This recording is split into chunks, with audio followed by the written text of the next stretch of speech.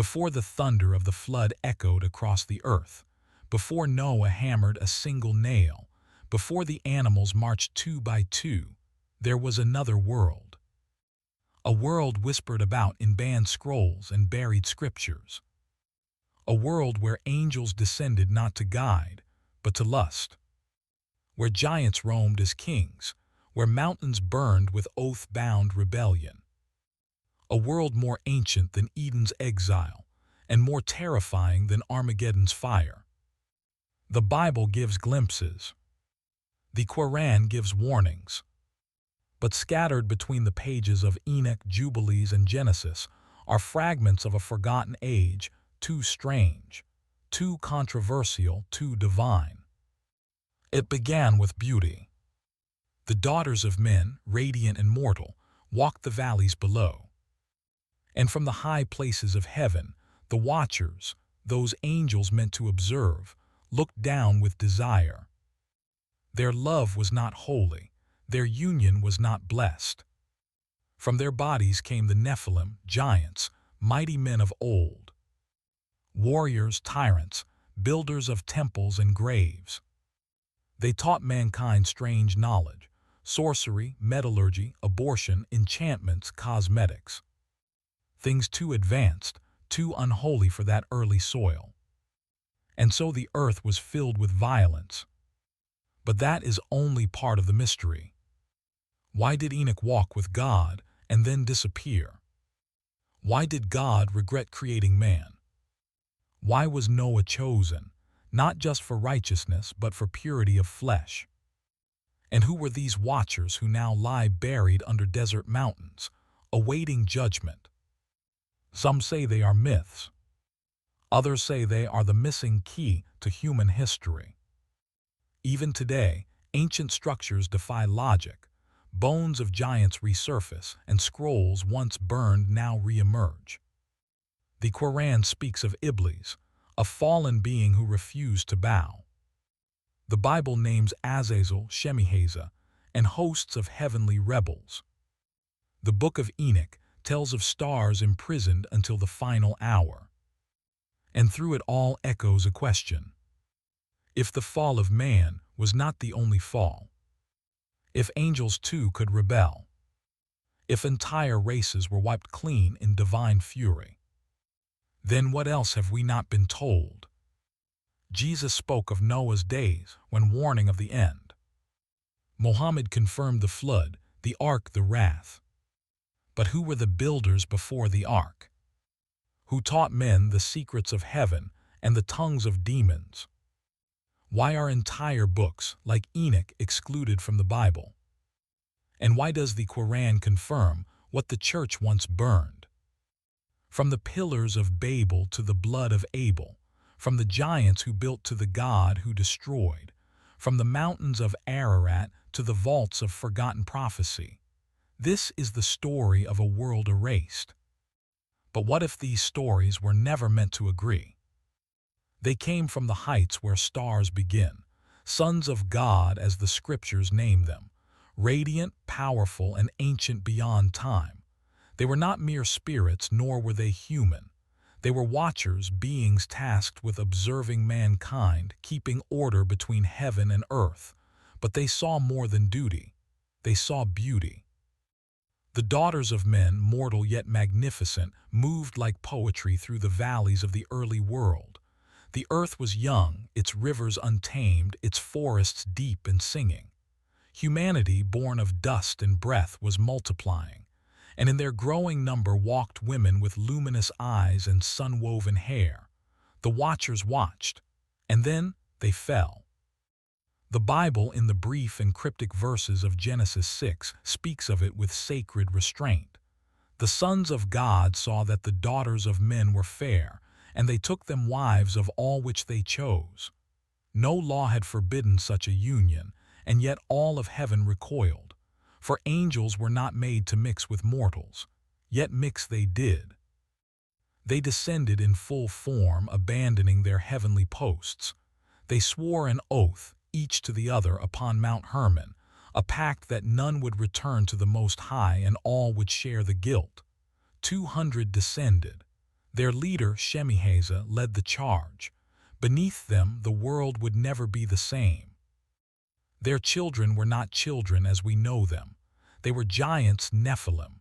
Born of divine seed and human womb, they were mighty, enormous, and hungry.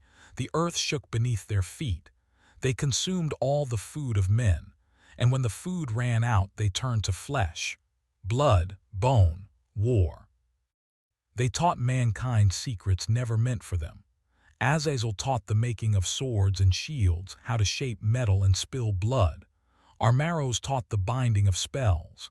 Barakajal revealed the stars, and Kakibal mapped the constellations for forbidden purposes.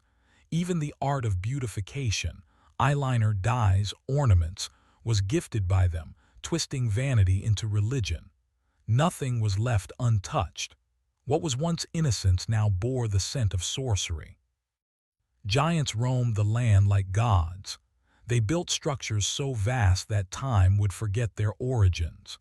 Temples, tombs, and cities rose, far older than Egypt's pyramids, far deeper than Mesopotamia's Thales.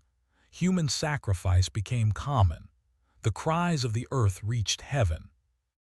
God saw that the wickedness of man was great in the earth, and that every imagination of the thoughts of his heart was only evil continually. And the Lord repented that he had made man. It was the first great sorrow of the divine, a sorrow that would end in judgment. Yet amid the corruption, one man remained untouched, Noah, a just man, perfect in his generations. Some say perfect meant morally pure.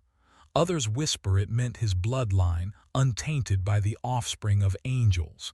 He walked with God, and he would be chosen to survive when the rest of the world drowned. But that is the Bible's voice. In Islam, the story runs differently, sharper, simpler, and without divine hybrids. The Quran does not mention Nephilim. It does not speak of angelic lust, nor of unions between watchers and women. In Islam, angels are beings of light, created to obey, incapable of rebellion through desire. The Quran affirms that angels cannot disobey the commands of God. They do not lust. They do not descend for love. But Islam does tell of beings who can rebel. Iblis, once among the jinn, refused to bow to Adam. And though the jinn were created from smokeless fire, they walk a path of free will, temptation, trial, and sin. It is within the jinn, not the angels, that corruption brews. And some scholars in Islam have suggested that the so-called sons of God may have been jinn, not angels. Instead of Nephilim, Islam speaks of arrogant tribes, giant peoples like Letter 2bf Amakron D and Thamud, who were given strength and stature but disbelieved.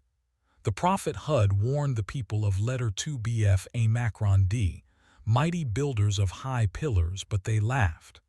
Thamud carved homes in the mountains, mocking God's power until the earth swallowed them. The Quran's narrative removes celestial romance and replaces it with human arrogance. It is not angelic fall, but human rebellion that provokes the flood. And yet something lingers, a question unshaken by doctrine. Why did Genesis preserve this strange tale of angels and women, only to move on within verses? Why did early Jewish writings, like Enoch and Jubilees, expand it with fire and fury, only to be silenced later by canon? And why does the Quran, while rejecting the fall of angels through lust, still affirm the greatness and fall of ancient peoples, drowned for wickedness, nations whose bones are lost to history? Could these stories, so different, yet hauntingly parallel, be remembering the same age from different windows? Because if angels truly took women, if giants truly walked, if mankind was corrupted not just by choice but by breeding, then what are we really? And if Islam is right, if angels cannot fall, then who were these sons of God that Genesis remembered? Was it jinn? Was it myth? Or was it something the early church tried to erase? This is only the beginning. The line between the heavens and the earth was crossed, and the flood would be the price of forbidden love. But if the Nephilim were real, where are their bones now? And if they were not, why did every ancient culture, from Sumer to Greece to the Americas, speak of them? The world that followed was not the same. The ground groaned beneath the weight of giants, and the sky seemed further from God than ever before. Humanity had become the student of divine rebels, their minds filled with secrets too heavy for the soul. There were no prophets in that era, only kings with blood-soaked hands and cities built on unholy blueprints. The Nephilim ruled not as guardians but as tyrants. Their might became legend, their cruelty unmatched. And still, the people followed. Temples rose with impossible architecture, stretching toward the heavens like defiance carved in stone. They bore inscriptions of symbols that whispered the language of fallen stars. Sacrifices were offered not in repentance, but in exchange, blood for power, flesh for favor. The Watchers, those heavenly beings who had once merely observed, now received worship. They were seen as gods. Their teachings became the foundation of dark priesthoods and secret societies. What they gave, astrology, metallurgy, weaponry, was not merely technology. It was a form of spiritual rebellion. And in the shadow of this corrupted enlightenment, the earth began to unravel. Even the beasts were no longer as they were. Ancient writings, like the Book of Giants preserved in fragments from Qumran, speak of unnatural creations, chimeras, hybrids of beast and man, abominations born of tampered flesh. The Watchers did not limit their interference to humanity alone. They experimented with life itself, twisting creation in mockery of divine order. The animals cried out. The plants withered under the weight of spilled blood. The very rhythm of nature was disrupted. Mothers mourned sons lost to battle. Fathers sacrificed daughters to please hungry giants. And amid it all, one man stood apart. Noah, son of Lamech, grandson of Methuselah, great-grandson of Enoch. He was born into a generation where righteousness was rarer than gold. Yet his heart remained unpolluted. The ancient texts say he was different, not just in behavior but in being. The phrase "perfect in his generation" sparked millennia of debate. Did it mean he was moral, or that his bloodline was untouched by angelic corruption? His father, Lamech, once feared his own son. In some versions of the story, Lamech looks upon Noah's birth and sees a radiant child, so unlike the others, with flesh that glows and eyes that shine. He asks Methuselah to speak to Enoch, who had walked with God and disappeared. Enoch tells them Noah is pure, not the child of a watcher, but a vessel of salvation. And so the plan begins. The Most High will not bear the corruption forever. His spirit shall not always strive with man. The end is near, but first, the sentence. Enoch, taken by God, is entrusted with a message for the Watchers. In a vision, he is carried to the ends of heaven and the depths of the earth. There, he sees the imprisoned stars, angels bound in darkness, screaming for mercy. He is told to write their judgment. The Watchers shall never return to heaven. Their children shall war until they destroy each other. The flood will come, and with it, a cleansing. When Enoch delivers this prophecy, the Watchers weep. Some beg, some curse. Azazel, the greatest corrupter, is blamed for much of the evil. He is bound hand and foot, cast into the wilderness, covered with darkness until the great day of judgment. His name becomes infamous. His influence buried beneath stone, but never truly forgotten. And then it begins to rain. But before the first drop falls, Noah is instructed to build. The ark is no ship of myth. It is a divine engineering marvel, a vessel of survival, sealed with pitch and sacred precision. Every cubit is commanded. Every measurement matters. For within its wooden walls will be preserved not just creatures, but covenant. His neighbors mock him. The skies are clear. There is no ocean nearby, but Noah obeys. And then on a day like any other, the fountains of the deep break open. Waters rise from beneath and fall from above. The earth is split. The sky collapses. The very firmament is ruptured. The Nephilim panic. Some seek to escape. The watchers scream in their prisons. Humanity runs to the temples they built, calling upon gods who cannot save them. The giants, once proud and towering, are buried beneath waves they cannot command. All is lost. Only the ark remains, floating upon judgment. In Islamic scripture, the narrative is familiar yet reshaped. The Quran speaks of Noah, Nu Macron letter 1e25, as a prophet who warned his people for 950 years. He preached patience. He pleaded with his people to worship none but Allah, to abandon idolatry. They mocked him. They ridiculed his call, just as the Bible says. But there is no mention of giants, no watchers, no angelic corruption. Instead, the Quran emphasizes moral decay, disbelief, and stubborn pride. The punishment comes not because of hybrid creatures or celestial sins, but because of human arrogance. Nu Macron letter 1e25 says, "My Lord, do not leave upon the earth from among the disbelievers anyone." And God responds. The flood is described with thunderous power. Water gushes from the oven of the earth. The sky releases its fury. Nu Macron letter 1e25 is instructed to build a ship and to take aboard those who believed, only a few, and pairs of every creature. One scene echoes both books. The moment Nu Macron letter 1e25's son refuses to board the ark. "I will take refuge on a mountain," the boy says, but the mountain cannot save him. A wave swallows him. Nu Macron letter 1e25 weeps, not just for his son, but for humanity. The ark settles on Mount Judy. In the Bible, it is Mount Ararat, two mountains, one story. And yet, the Quran is silent about Enoch. It mentions Idris, who some say is Enoch, but not his visions, not his message to the watchers. It does not speak of Azazel, nor of Mount Hermon, nor of oaths and forbidden teachings. It offers a narrative purified of celestial scandal. This leaves us with a dilemma. If the angels never sinned, why did so many ancient texts tell this story?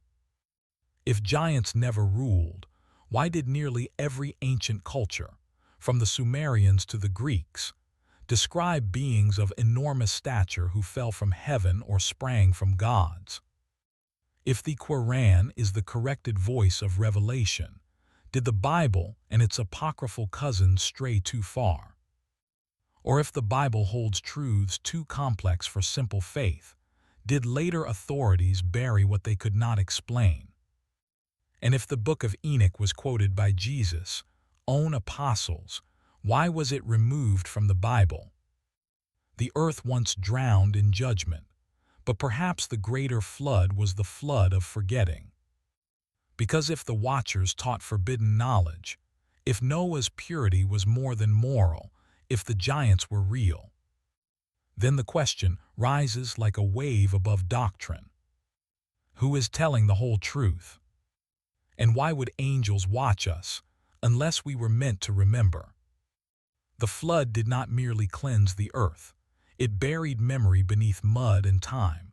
Cities vanished. Bloodlines ended. The voices of 1,000 cultures fell silent beneath the roar of rising waters. What remained was not just a new world, but a world built on silence. The watchers had vanished. The Nephilim were gone. The altars they built, the temples they raised, the strange arts they taught, all were erased. But not completely. Remnants whisper from the corners of forgotten lands. Enormous stones balanced with surgical precision, megalithic ruins etched with stars, skeletons too tall for comfort, all echo a history that survived only in shadow. The bones of giants have been found only to vanish again. The stories remain in hushed legend, in folklore too persistent to die. And in the secret vaults of religious texts, fragments speak with unflinching boldness. After the flood, the ark rested and Noah stepped into a cleansed world. The air carried no screams, only silence. His feet touched ground that no longer remembered the names of the fallen. With him came his sons, Shem, Ham, and Japheth. From them the new nations would rise. But the question lingered in the air like ash. Would it happen again? According to the book of Enoch, not all the spirits of the giants were washed away. Though their bodies perished, their spirits remained. Roaming, vengeful, they became the unclean spirits, the demons of later Thales. Spirits born of heaven and earth, trapped between realms, unable to die, unwilling to repent. The origin of evil spirits, says Enoch, is in the dead giants. It is a bold claim. One echoed, perhaps unknowingly, in Christian gospel accounts of Jesus casting out demons who begged not to be sent into the abyss. In Islamic thought, the idea differs. Demons, Shaya Macron letter 1E60 I Macron N, are not the souls of giants but jinn who have chosen rebellion. There is no half-divine spirit lingering after a flood. Evil does not come from celestial human hybrid tragedy but from pride, arrogance, and disobedience. Iblis is their father, not a fallen angel, but a jinn who once worshipped with angels. He disobeyed God, was cast out, and swore to lead humans astray.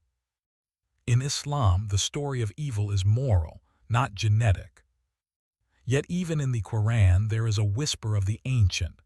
The people of letter 2 a Macron D were said to be strong, tall, and builders of great structures. The people of Thamud carved into mountains. They were warned, they refused, they were destroyed. Different names, similar fates, echoes. And then there is the mystery of the ancient texts, those that were once cherished but now lie outside canon. The Book of Enoch, quoted in the Epistle of Jude, once beloved in early Christian communities, was later deemed too strange, too dangerous. Its visions of heavenly courts, of stars imprisoned, of angelic sin and cosmic justice, were quietly set aside. Jubilees followed. The Book of Giants, once part of the Dead Sea Scrolls, never made it past the fire of orthodoxy. Yet they survived, hidden in caves, rediscovered in our own generation. Why? Why did men decide which revelations to keep and which to cast out? Why was the story of the Watchers buried if it was ever true?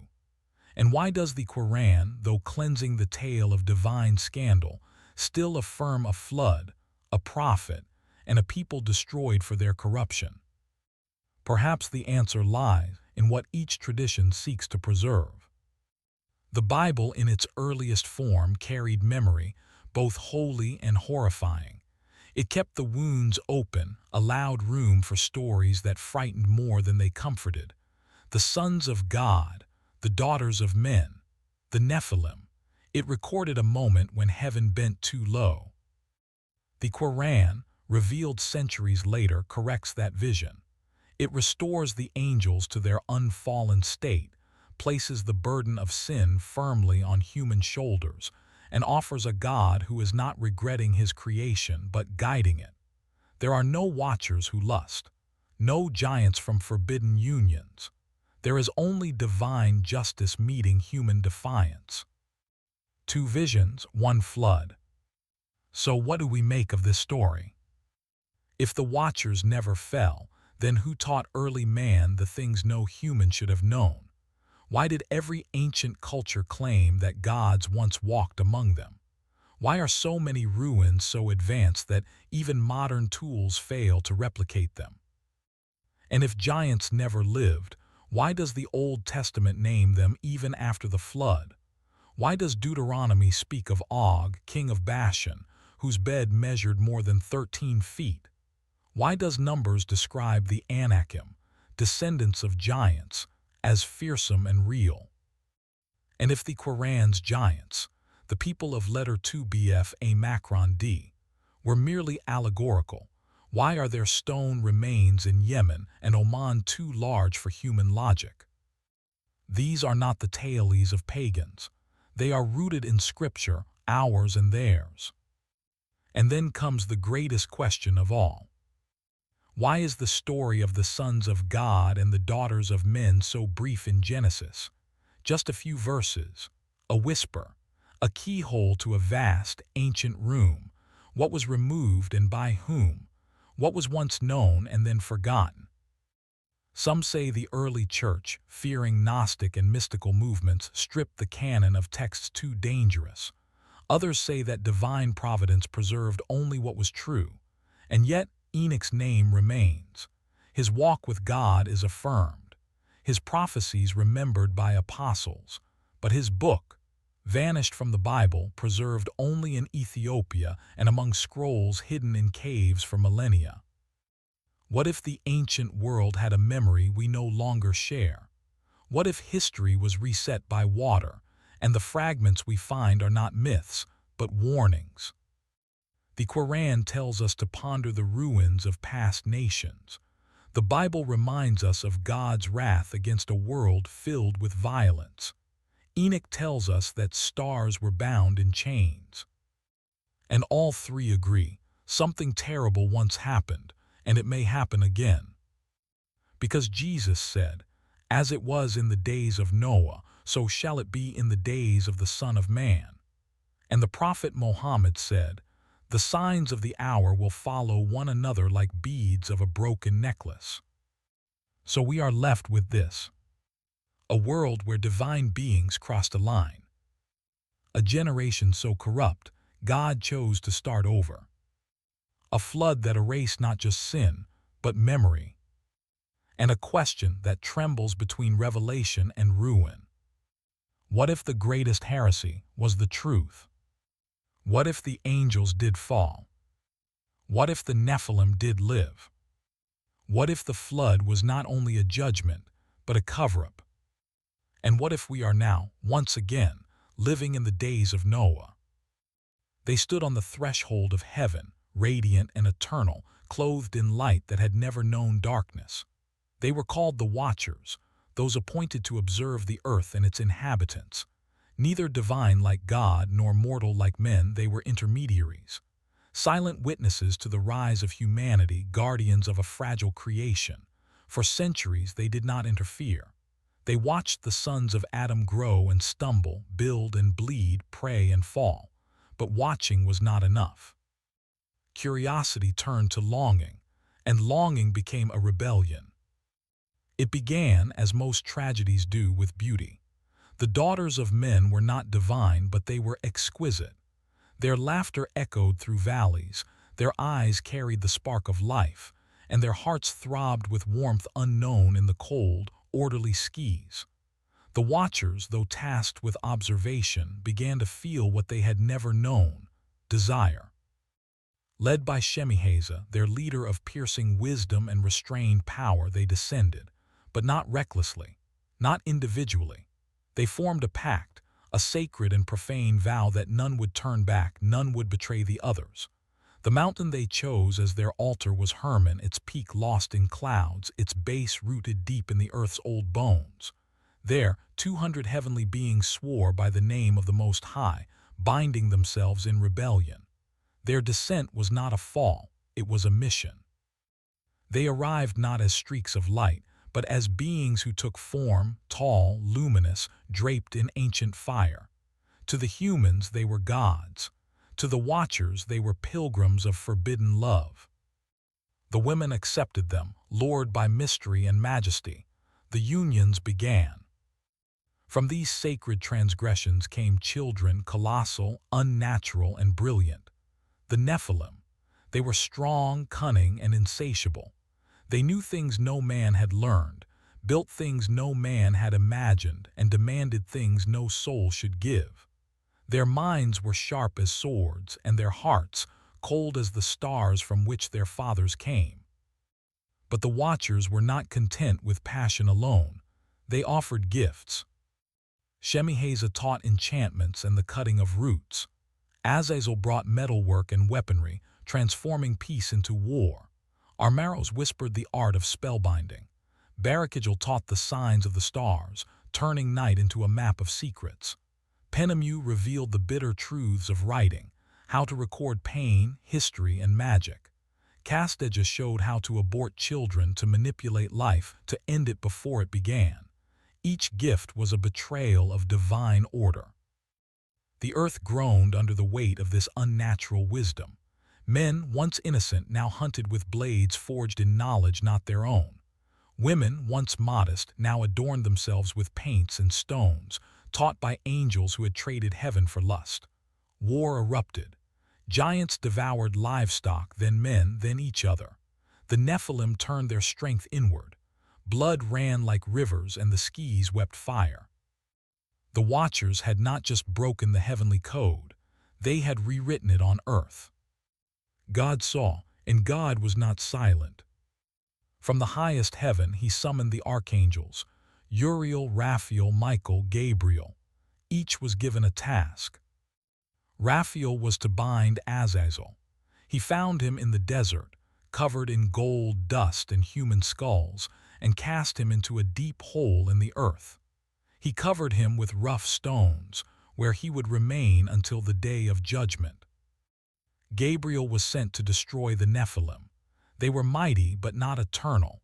With pestilence and conflict he turned them against each other. Brother slew brother. The giants roared in rage and confusion, but they fell, one by one, to their own hands. Michael was told to gather the Watchers and bring judgment, and Uriel, he was sent to Noah. To the man still untainted, still righteous, still capable of hearing heaven's whisper. The flood was coming. But first, the message must be delivered. Enoch, great-grandfather of Noah, walked with God. He was different, able to cross thresholds unseen. God spoke to him in visions, dreams layered within dreams. Enoch was taken into the heavens and shown what the Watchers had done. He stood before the throne and heard the sentence. He was told to deliver the words to those who fell. So Enoch descended, scroll in hand, heart heavy. He found them in shadowed valleys, their wings torn, their eyes dim. They begged for mercy. They asked him to write their plea, to take it back to God. He did, but the answer was silence. The judgment was sealed. The Watchers were to be imprisoned in the valleys of the earth, beneath rocks and darkness, until the final hour. Their children were to perish in fire, sword, and flood. And Enoch, he was no longer allowed to walk among men. He vanished, taken, transfigured. But in Islam, the heavens speak differently. The Quran never calls angels sinful. They are pure, created from light, incapable of rebellion through lust. When God commands, they obey. No angel in Islamic scripture ever takes a wife.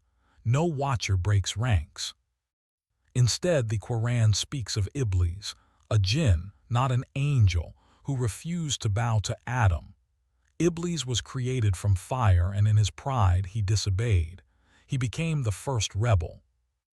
In the Islamic view, rebellion belongs to beings of choice, humans and jinn, not angels who serve unflinchingly. And so, where the Bible gives us fallen angels birthing giants, the Quran gives us a world where corruption is human-born and jinn-whispered. Even the story of Harut and Marut, two angels sent to Babylon who taught men magic, is told with caution. They were not fallen but a trial.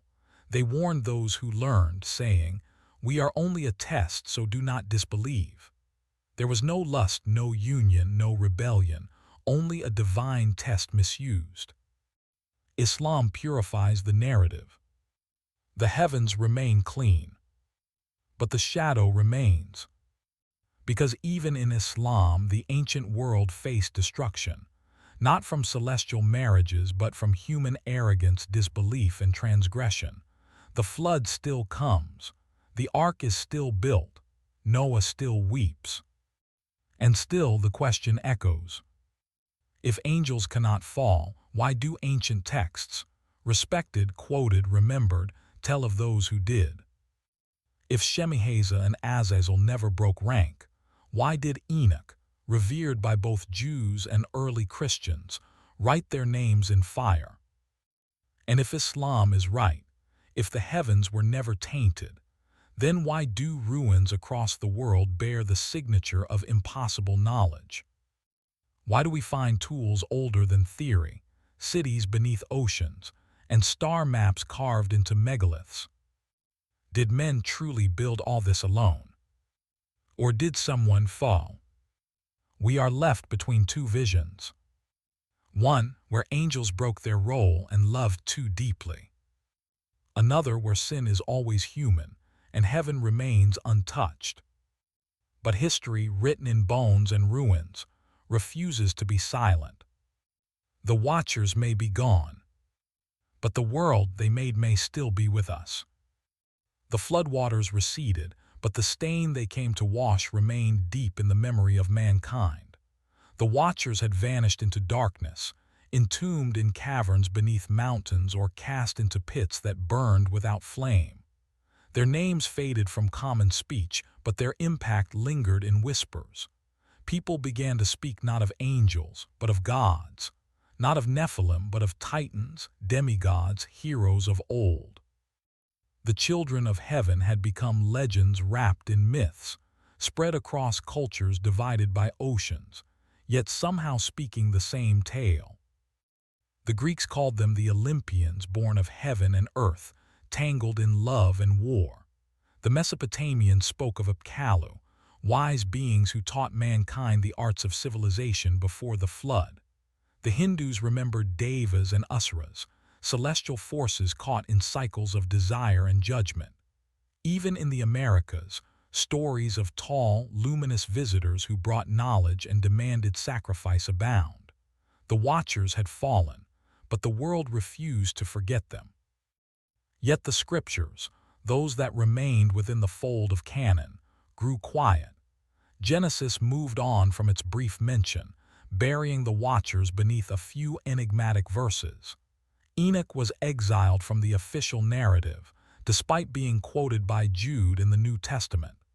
Jubilees, with its detailed recounting of the watchers and their sins, vanished from mainstream Jewish teaching. The Book of Giants, preserved only in fragmented Aramaic scrolls hidden in the Qumran caves, was buried again, first by water, now by time. Still, their teachings survived, in secret orders, in symbols carved above ancient doorways, in rites whispered under moonlight. Metallurgy was no longer divine but became the root of empire. Astrology, once a heavenly map, turned into an occult key. Sorcery was forbidden yet never forgotten. Humanity had inherited a broken toolbox from beings who were never meant to give it. But the greatest inheritance of all was fear. After the flood, the sons of Noah spread across the earth. They carried the trauma of divine wrath in their bones. Every thunderclap was a warning, every earthquake a memory of drowned cities and ruined towers. The descendants of Shem built altars. The children of Ham wandered the scorching lands, their myths tangled with the memories of those who fell. And the line of Japheth marched north and west, carrying with them fragments of stories they could not name. But not all giants had vanished. In the land of Canaan, the Anakim still roamed, descendants of the Rephaim, a name tied to shadows and the dead. When the spies of Israel first saw them, they trembled. "We seemed like grasshoppers in our own eyes," they said. Og, king of Bashan, ruled from his iron bed, measured in cubits too large for ordinary men. Goliath, centuries later, would rise from this lingering line, a warrior so towering and defiant that all of Israel shuddered. The Bible does not deny the continued presence of these beings. It records them, confronts them, but never explains them. It assumes the reader knows. The Quran, however, does not speak of giants in the same way. Its emphasis is on nations, not Nephilim, on tribes who grew arrogant, who denied their messengers, and who were destroyed not for size but for sin. The people of letter 2 BF A Macron D, described as unmatched in strength, built towers in the plains of Aram. They boasted in their might. They said, "Who is mightier than us in strength?" And they were swept away by a wind, fierce, unrelenting, that lasted 7 nights and 8 days. The ground became their grave. Thamud too was mighty. They carved homes into mountains. When the she-camel of God came as a sign, they hamstrung it. Their arrogance echoed that of the pre-flood world, proud, unrepentant, violent. And so a sound, a cry, ended them. Not a flood this time, but a shattering voice from the heavens. In these stories we see an echo of the Watchers, not in form but in function. Forbidden knowledge, rejected warnings, divine retribution. Yet Islam is careful. The Watchers, as they are described in Enoch and Genesis, have no place in Quranic theology. Angels created from light are pure and obedient. They cannot rebel. They do not lust. The Quran says they do not disobey God in what He commands them, but do what they are commanded. There is no Mount Hermon, no oaths, no children born of stars and soil. But the Quran does speak of angels who bring trial. Harut and Marut were sent to Babylon. They taught men magic, but only after warning them. We are a trial, so do not disbelieve. They did not seduce. They did not fall. They offered knowledge with a warning. The corruption that followed was human in origin. Some Islamic scholars, however, acknowledge the similarities. They speak cautiously of jinn who may have taken human wives. They suggest that some of the tales preserved in Jewish writings are echoes of jinn interference, not angelic rebellion. This allows the Quran to deny the fall of angels while explaining the persistence of the myth. But what of the knowledge? How did mankind learn to forge weapons, to chart the heavens, to manipulate the unseen? Was it gradual discovery, or was something handed down? And if it was given, by whom? Was it Adam, taught by God directly, who passed it to his sons? Or was it something darker? The world after the flood looked different, but the seeds sown by the Watchers seemed to grow back. Sorcery re-emerged. Warfare became a science. Secret orders, priesthoods, and cults bloomed in every ancient land. Temples were built that mirrored the stars. The same forbidden arts reappeared, dressed in different names. It is as if the flood had cleansed the body of the world, but not its memory. And then came Babel. Men gathered again under Nimrod to build a tower reaching to heaven. A new mountain, this time crafted by man in defiance of the divine. The echoes of Hermon returned, not in angels but in ambition. God scattered them. The languages fractured. The world splintered. But the impulse remained. From Atlantis to Sumer, from Egypt to Peru, tales of lost knowledge, godlike teachers, and celestial judgment resound. The Watchers had left more than children. They had left a pattern. And what if they had never truly left? The Book of Enoch claims that the fallen angels are bound until the end of all generations, that they remain in chains, awaiting a day of fire and reckoning. Could their return be what Jesus meant when he said the last days would be like the days of Noah? Could the rising fascination with forbidden knowledge, genetic manipulation, and artificial intelligence be another whisper of that old rebellion? In Islam, the jinn are said to whisper, to possess, to lead astray. They do not need bodies to corrupt. They need only willing hearts, and the world has never lacked those. So here we are, between memory and prophecy. A world once wiped clean. A story nearly erased. But still the question remains, like an oath spoken on an ancient mountain. What truly fell from heaven? Was it just light? Or was it something darker, still alive in the cracks of our forgotten past? The Watchers had fallen, but not in the way mortals fall. Their descent was not a stumble, it was a choice. A rebellion cloaked in longing, a desire wrapped in light. The world had paid the price. The flood silenced their children, the Nephilim, but the memory survived, etched into stone, burned into language, veiled in the myths of nations that never met. Every culture remembered something.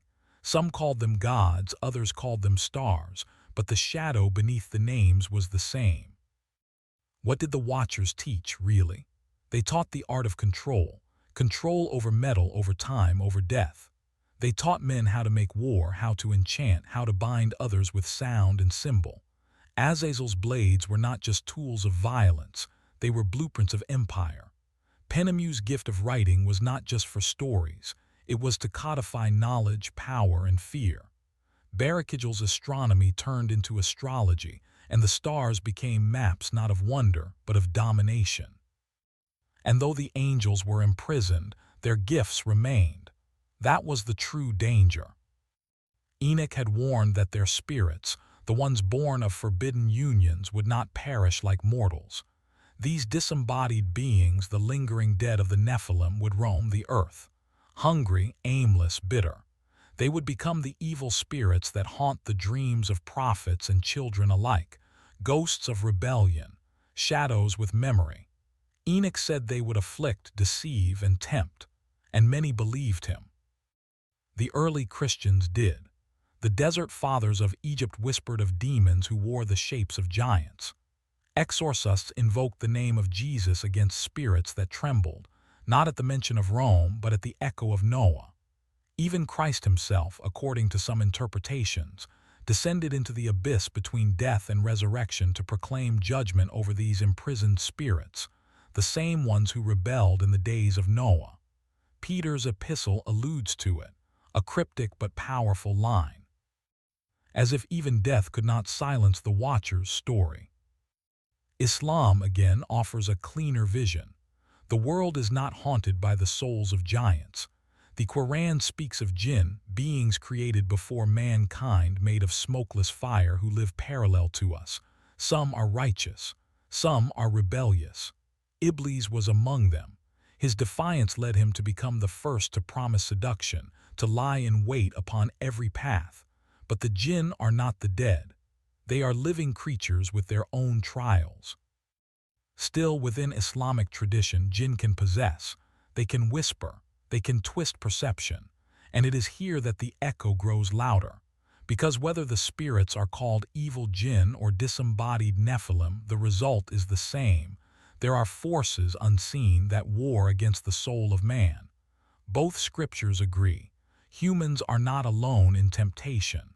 The battle is older than memory. After the flood, the world tried to forget, but the pattern returned. Knowledge forbidden was always tempting. The Tower of Babel rose in defiance, as if men had learned nothing. Cities were rebuilt with star-aligned precision. Ancient Egypt's priesthoods claimed descent from divine visitors. The Greeks built temples to gods of sky and war. The Hindus mapped the heavens with rituals older than writing. And in every continent, among every tribe, the same motifs. Sky beings, fallen stars, strange knowledge, giants who ruled, and floods that cleansed. These were not the dreams of lunatics. These were the remains of memory. The Bible preserved some of it, just enough to ignite wonder, just enough to invite silence. Genesis gave the outline. Enoch filled in the flesh. But when the councils of men decided what would be scripture, the Watchers were cut away. The narrative was trimmed, refined, made safe. Not false, but filtered. And the Quran, it chose a different path entirely. A restoration, a correction. No angels fall, no heaven is breached by lust. The divine realm remains pure. Sin begins with the will of man or jinn, not with a celestial romance. But even here the resonance lingers. The people of letter 2 BF, Macron D and Thamud, destroyed not by flood but by wind and sound, were mighty, defiant, and gone. Their cities are still sought by archaeologists, their bones lost, their arrogance remembered. So we stand between two records. The biblical record, messy, poetic, dangerous. It admits a world that broke open from above, a world where divine beings stepped into flesh and consequences followed. The Quranic record, measured, pure, guarded. It draws firm lines between creation types, assigns blame clearly, and leaves no room for celestial scandal. But both agree on the core truth. The early world was judged, not lightly, not accidentally, but with fire, flood, or silence. And both warn us this has happened before, it may happen again. Jesus said, "As it was in the days of Noah, so shall it be." Mohammed warned of signs that would precede the hour, one by one falling like beads from a necklace. A return of corruption, a rise in disobedience, a world drunk on knowledge yet starving for truth. And today, in our world of machines and metal, do we not hear the echoes? We manipulate genes as if playing God. We build weapons with fury hidden in silicon. We map the heavens seeking what lies beyond. We invite spirits through channels of entertainment and call it fiction. We hunger for power without wisdom. We resurrect the old names. We call them aliens now, or ascended masters, or ancient astronauts. But the story is the same. The Watchers have fallen, again, perhaps not in form but in influence. They no longer need bodies. Their legacy is encoded in culture. And maybe they never really left. Maybe the chains that bind them are not physical but prophetic. Maybe they are waiting, watching from beneath, whispering through the cracks of time, returning not as angels this time but as ideologies, as technologies, as messengers in white coats or voices in glowing screens. This is not fantasy. It is a memory, a warning, a map we have walked before. So when the next flood comes, whether of water, fire, or data, will we remember? Will we recognize the pattern? Or will we do what the world has always done? Forget, bury, build towers again. And when the skies break open once more, we may ask the same question they asked in the days of Enoch. Who watches the watchers? And what happens when they return? Long before Moses carved commandments into stone, before David sang psalms in the hills of Judea, before even Noah laid the first plank of the ark, there was Enoch, a man who walked with God, a man who vanished without death.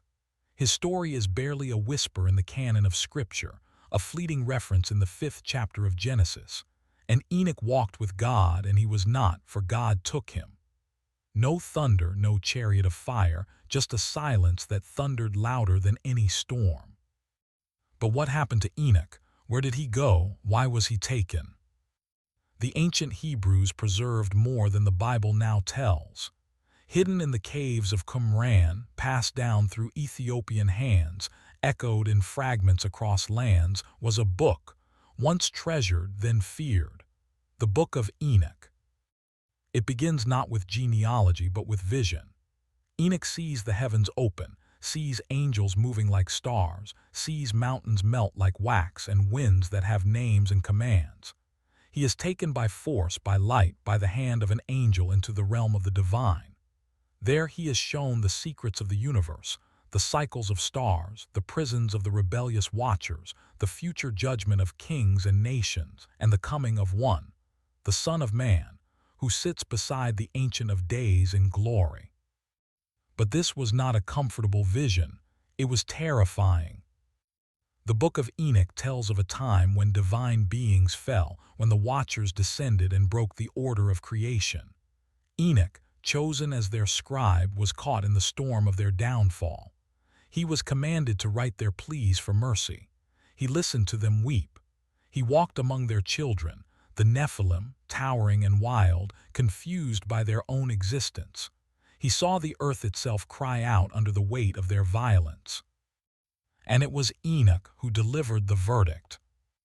The Watchers would be bound, their children would perish, humanity would face the flood, And Enoch, he would no longer belong to the earth. His reward for obedience, for witnessing terror and truth, was ascension. He was taken, alive. His feet never touched death. But why is this story not in the Bible? Why is the book of Enoch, so rich, so ancient, so quoted, now relegated to the Apocrypha, or worse, heresy? Because it dared to reveal too much. It told of angels who sinned, of cosmic rebellion, of a coming Messiah long before Isaiah. It laid bare the hidden realms. It was embraced by early Christians, especially those who lived under persecution and saw themselves reflected in Enoch's visions. The Epistle of Jude quotes Enoch directly. "Behold, the Lord comes with 10,000s of his holy ones to execute judgment upon all." The early church fathers read it, revered it, and then rejected it. By the 4th century, the councils of Laodicea and Carthage had declared a new canon. Enoch was too strange, too celestial, too difficult to control. The book disappeared from the Western Church. Only in Ethiopia, where the Orthodox Tewahedo Church preserved it, did it remain intact, surviving not just time but suppression. But Islam offers another lens. In the Quran, Enoch is known as Idris, and mentioned in the book Idris. Indeed, he was a man of truth and a prophet, and we raised him to a high station. The description is brief, but it glows with mystery. Raised, elevated, taken, like Enoch. But the Quran does not include the visions of Enoch. It does not mention the Watchers. It does not affirm the Nephilim or the descent on Mount Hermon. In Islam, angels are pure. They do not rebel. They do not lust. They do not need chains. Still, the elevation of Idris is not denied. His righteousness is affirmed. His departure from the world, strange and unique, is preserved. Some Islamic scholars have debated whether he was taken into the heavens physically or spiritually. Others identify him as the first to write, to understand astronomy, to teach science. In that, there is alignment with the book of Enoch's portrayal of him as a prophet of knowledge. But the Quran keeps the heavens clean. The fall is not cosmic, it is human. The blame lies with Iblis, a jinn who refused to bow. Angels do not err. And thus, the entire infrastructure of Enoch's heavenly courtroom, his visions of fallen stars, his walk among angelic prisoners, is absent in Islamic scripture. Still, the figure of Idris remains, a man apart, raised above, a prophet among men and angels. And yet, across time, buried texts continue to surface. In 1947, a shepherd tossed a stone into a cave near the Dead Sea and heard pottery shatter. Within that cave and others nearby, scrolls emerged, fragments of books lost for centuries. Among them, copies of Enoch, preserved in Aramaic, older than most books of the Old Testament. Scrolls that predate Christ, that speak of angels, visions, and a world washed away by water. Why were they hidden? Why were they preserved? What threat does the Book of Enoch still pose? Because it does not just speak of the past, it speaks of the future. In one of its most profound sections, Enoch is shown a vision of a throne room. Upon it sits the Ancient of Days. Before him stands the Elect One, the Son of Man, robed in power, destined to judge the nations. Enoch sees the end of days. He sees books opened, the deeds of men revealed, the angels who watched now trembling in chains. He sees paradise. He sees punishment. He sees prophecy. This vision, written centuries before Jesus, aligns eerily with later Christian revelation. And yet, it never names Jesus. It describes, it prophesies, but leaves the name veiled. This is the tension. Was Enoch a forerunner of Christ, or a distortion of future truth? Was his vision genuine, or was it the seed of heresy? And if Islam's version is correct, if Enoch was Idris, a prophet without cosmic scandal, then where did all this other vision come from? The challenge is unavoidable. If the Book of Enoch was true, why was it removed? If it was false, why was it quoted by apostles? And if Islam omits it altogether, is that omission a cleansing or a correction? We are left with a scroll, hidden, burned, rediscovered, whose words refuse to die. A scroll that saw too much. A man who was taken. And a question that will follow us into the next section. Why do the books that were removed speak the loudest? The scrolls were not meant to survive. Time has no patience for parchment. War consumes libraries. Fire is always more efficient than censorship. And yet the Book of Enoch endured, not in the hands of kings or councils, but buried in caves, hidden in monasteries, whispered in deserts. Its survival was not an accident.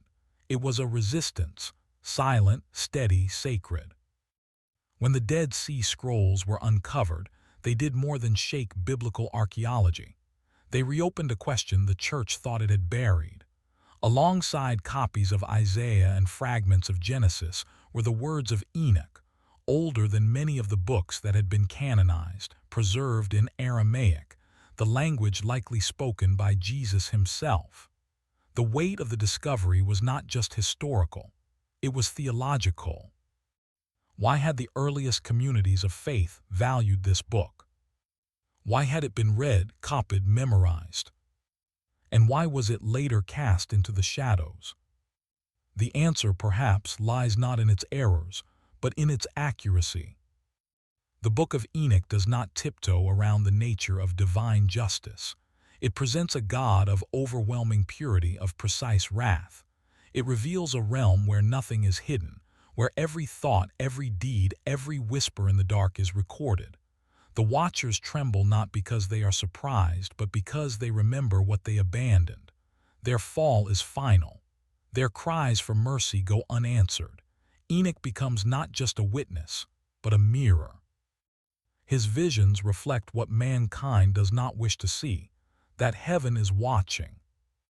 And that judgment is not slow. The scrolls also speak of the movement of stars, the paths of the moon, the patterns of seasons. Some of this sounds poetic, but other parts feel strangely specific. Calendars, timekeeping, cycles of light. To some, it reads like astronomy. To others, a divine order far more complex than Genesis ever explained. Then there are the parables, visions of thrones and books, of rulers weighed and found wanting. One parable speaks of the head of days seated upon a throne of glory, surrounded by rivers of fire. Before him stands a figure, radiant, human, but more than mortal, called the Son of Man. He is given dominion, glory, judgment. The nations tremble before him. He does not beg. He does not ask. He is sent. This language predates the Gospels, and yet it foreshadows them with uncanny clarity. The early Christians saw this as confirmation. That Christ had been prophesied not only by Isaiah and Micah, but by Enoch. But others were afraid. For if Enoch saw Christ before the law was given, before Abraham was called, then the roots of truth went deeper than the institutions built to guard them. And that made control harder. Islam, in contrast, bypasses this dilemma. The Quran honors Idris, Enoch, but does not include his apocalyptic visions. There is no courtroom of heaven, no Son of Man seated beside God, no fall of angels recorded in sacred verse. The story is simpler, purer. Idris is a prophet, a man of truth, elevated, honored, but silent. Islam does not reject that Enoch existed. It does not deny that he may have seen the unseen, but it removes the controversy. Angels in the Quran do not fall. They are not tempted. They do not teach sorcery. The idea that a group of heavenly beings would abandon their post, lust for women, and then beg a human prophet to deliver their pleas, this is incompatible with the Quranic view of the cosmos. The Quran draws its lines clearly. Evil comes not from heaven, but from pride. From Iblis, from within the soul of man and jinn. Still, some Islamic scholars have acknowledged the value of older texts. The Quran says, "And we gave to Abraham, Isaac, Jacob, and to David we gave the Psalms." It acknowledges that scriptures came before, that some were corrupted but others retained truth. And among Muslim historians and mystics, there has been speculation. Could Idris have received a book now lost? Could fragments of his visions remain in the scrolls outside the Quran? The Quran itself mentions suhuf, scrolls given to Abraham and Moses. Could there have been scrolls given to Enoch too? We do not know, but we wonder. Because the Book of Enoch contains more than myth. It offers continuity, a link between the earliest generations and the end of days. It binds together Genesis and Revelation with thread pulled from the stars.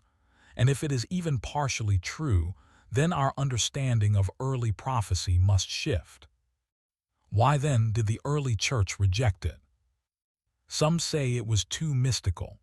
Others say it supported doctrines, like the pre-existence of souls or a cosmic messiah, that were deemed heretical by later councils. Perhaps it was too close to the truth, but too far from the narrative the church wanted to build. Or perhaps it was simply too dangerous. A book that names fallen angels, that blames heavenly beings for earthly evil, that speaks of judgment not in metaphors but in flames.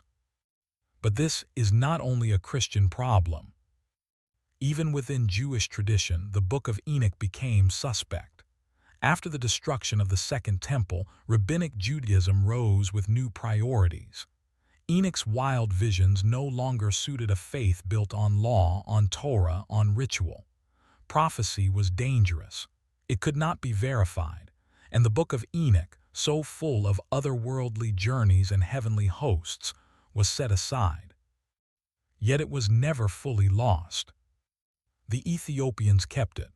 The monks of the highlands copied it, chanted it, guarded it. When European missionaries arrived centuries later, they were shocked to find it, intact, cherished, considered canonical. And now, with the scrolls found in the caves of Qumran, the rest of the world is forced to confront it again. What do we do with a book that survived the flood, the fire, the councils, and the canon? A book quoted by apostles but rejected by institutions. A book that aligns with messianic visions but complicates theology. A book that names the names no one else dares to speak. Azazel Shemiheza, Gadriel. Enoch was not just a prophet. He was a witness. And what he witnessed was so powerful, it was buried for centuries. So we ask ourselves, if truth leaves behind a trail, then why does the trail always lead back to what was removed? And if God took Enoch, what did he show him? And why was the world not ready to read it? The scrolls still exist. Their ink has faded, but their voice remains.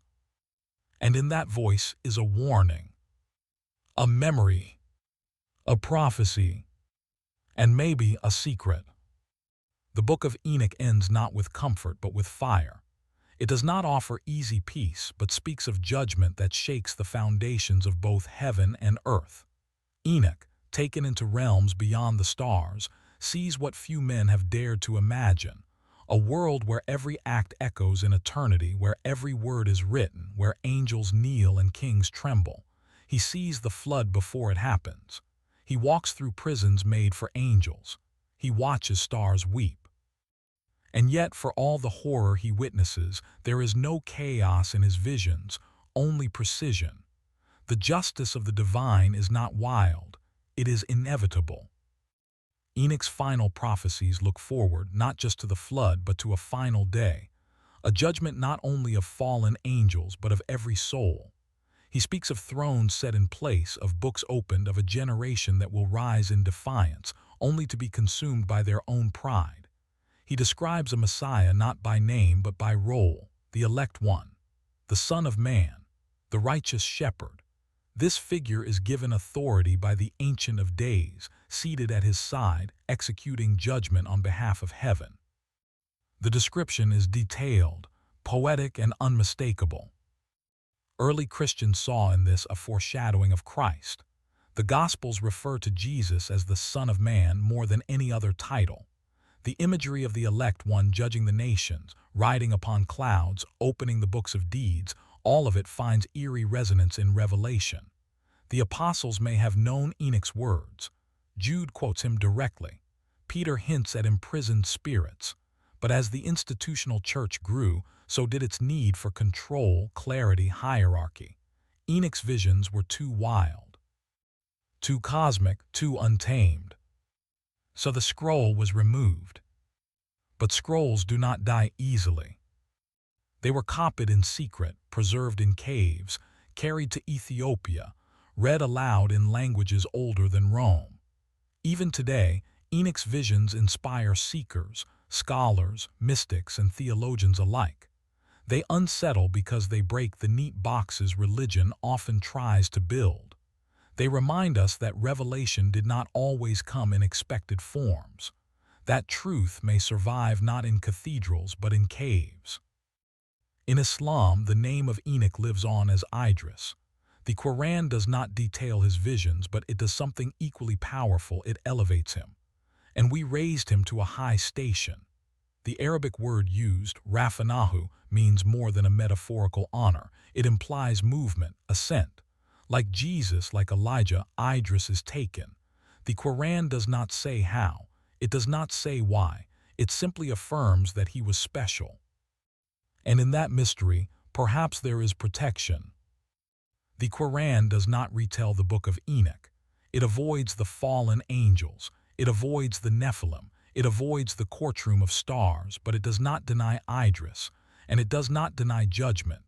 The day of reckoning remains central to Islamic belief. The book is still opened. Deeds are still weighed. Angels still stand at the shoulders of men, recording each breath. The cosmos is still alive and accountable. Where Enoch names names, the Quran names principles. Where Enoch tells of specific angels who sinned, Islam maintains that angels cannot sin. Where Enoch describes the Son of Man judging on behalf of the Ancient of Days, the Quran affirms that no one shares in God's ultimate dominion, though messengers may act by his command. The Quran purifies the narrative, but does not erase the gravity. And yet there is something haunting about how both traditions speak of hidden knowledge. The Quran repeatedly tells believers to ponder, to reflect, to question what came before.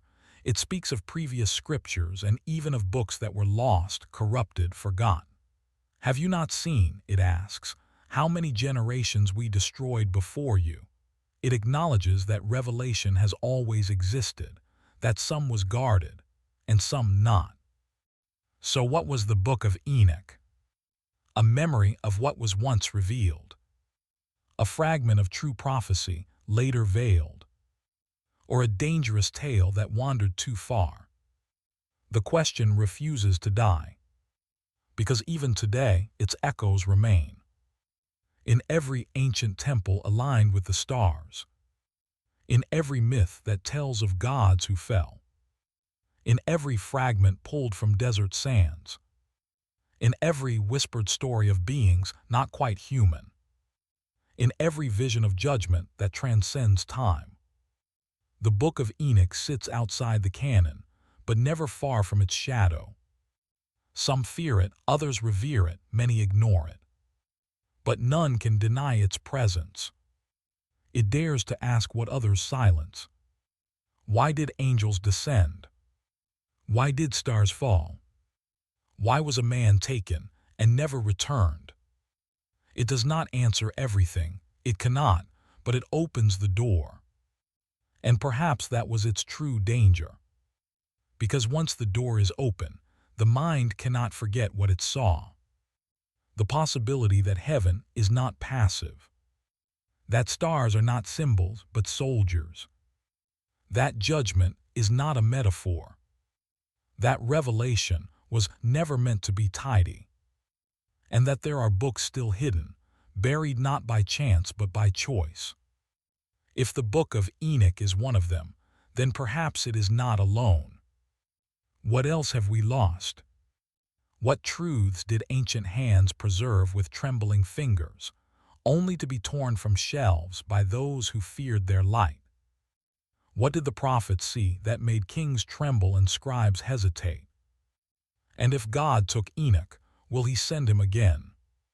Some traditions say Enoch will return, that like Elijah, he never tasted death and will one day walk among men once more, that he will speak when silence can no longer protect truth, that he will remind the world what it forgot.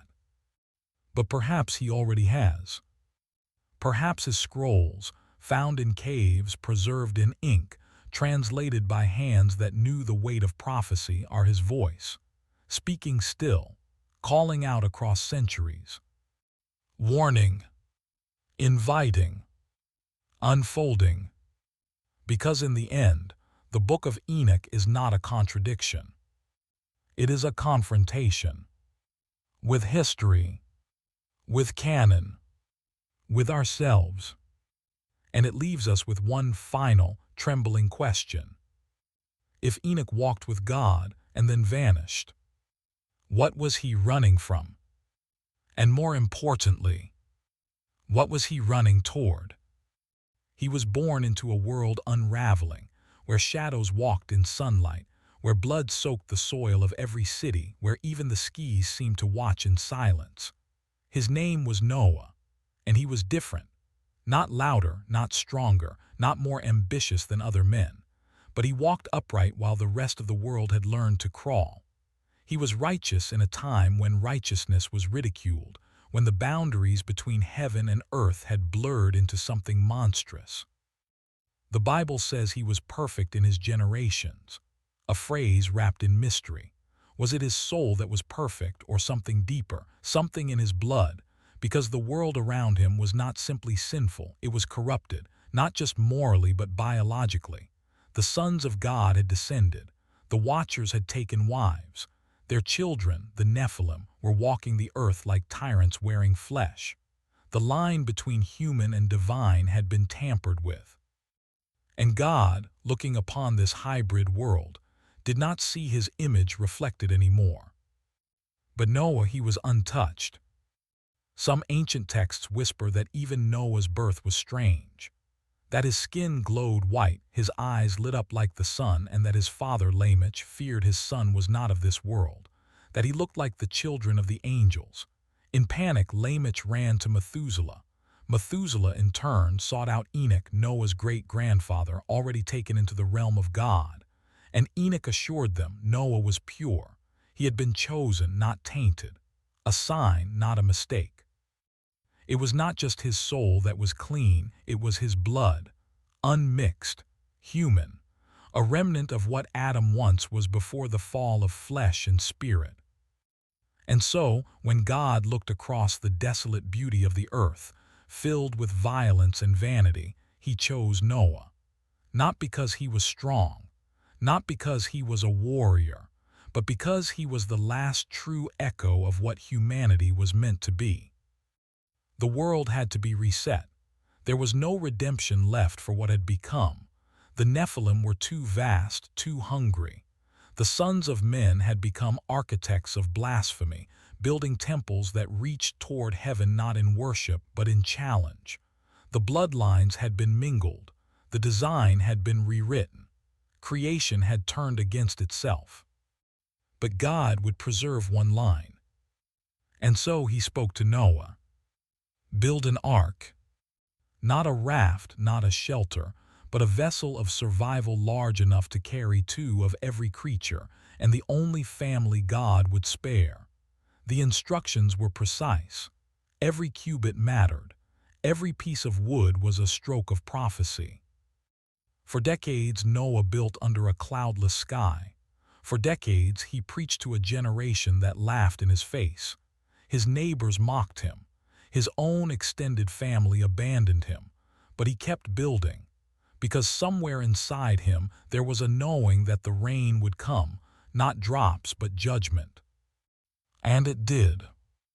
The skies split, the fountains of the deep erupted, the heavens and the earth, once separated by the word of God in Genesis, collided once more. The firmament that had divided waters above from waters below was undone. The rain was not just weather, it was wrath. The Nephilim cried out. Some sought to swim, some tried to fly, but no wings could carry them through judgment. The watchers, already bound in chains, screamed from beneath the earth. Their children perished in agony. Temples were buried, cities drowned. The last echoes of a hybrid world sank into silence. And on the waters the ark drifted. Inside Noah sat, quiet, obedient, surrounded by the noise of animals and the silence of the heavens.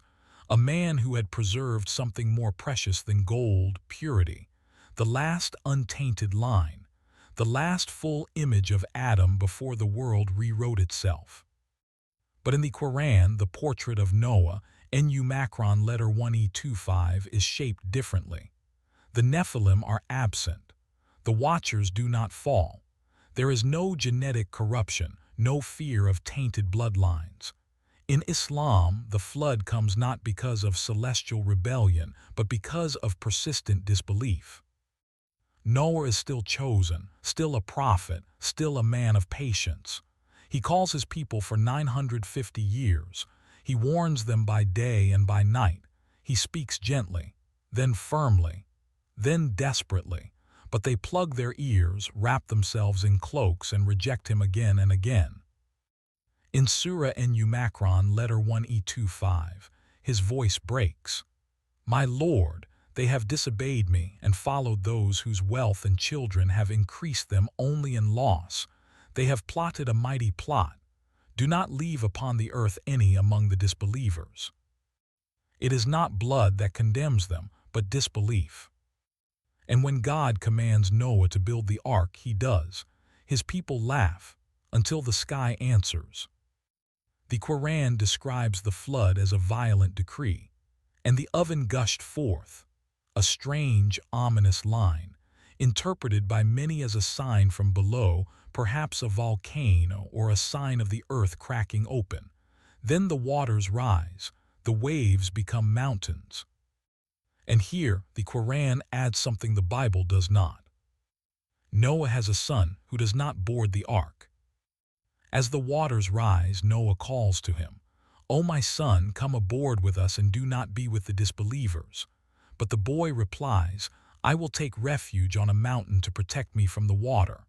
And Noah answers, There is no protector today from the decree of Allah except for whom he gives mercy. And then a wave comes between them, and the son is lost. The Quran does not name him, but his fate is a tragedy, a lesson that even the blood of a prophet cannot save one who chooses disbelief. Here both narratives touch something sacred. In the Bible, Noah's sons are saved, and the emphasis is on bloodline. In the Quran, one son is lost, and the emphasis is on belief. One preserves a chosen seed, the other a chosen heart. Both see Noah as the pivot of history. Both see the flood as an end and a beginning. But here comes the challenge. If the Quran is correct, and angels cannot fall, then what was the corruption that provoked such an extreme judgment? What was this evil so vast that no one but a single man and his household could be saved? And if the Bible is correct, and the world had become genetically impure, then why is this explanation so minimized, so cryptic, hidden in a few verses of Genesis, and expanded only in texts later deemed heretical? Why did Enoch's prophecy vanish from Christian canon when it explains the flood with terrifying clarity? Why does the Quran affirm the flood, affirm the ark, affirm Noah, but reject the supernatural corruption behind it? Could both stories be incomplete? Could it be that the Quran seeks to cleanse what earlier texts polluted? Or does it correct what the world was not ready to hear? Either way, one thing is clear. Noah was chosen. Because in a world rewritten by angels, by kings, by tyrants and towers, he remained, human, whole, uncorrupted, the last pure blood.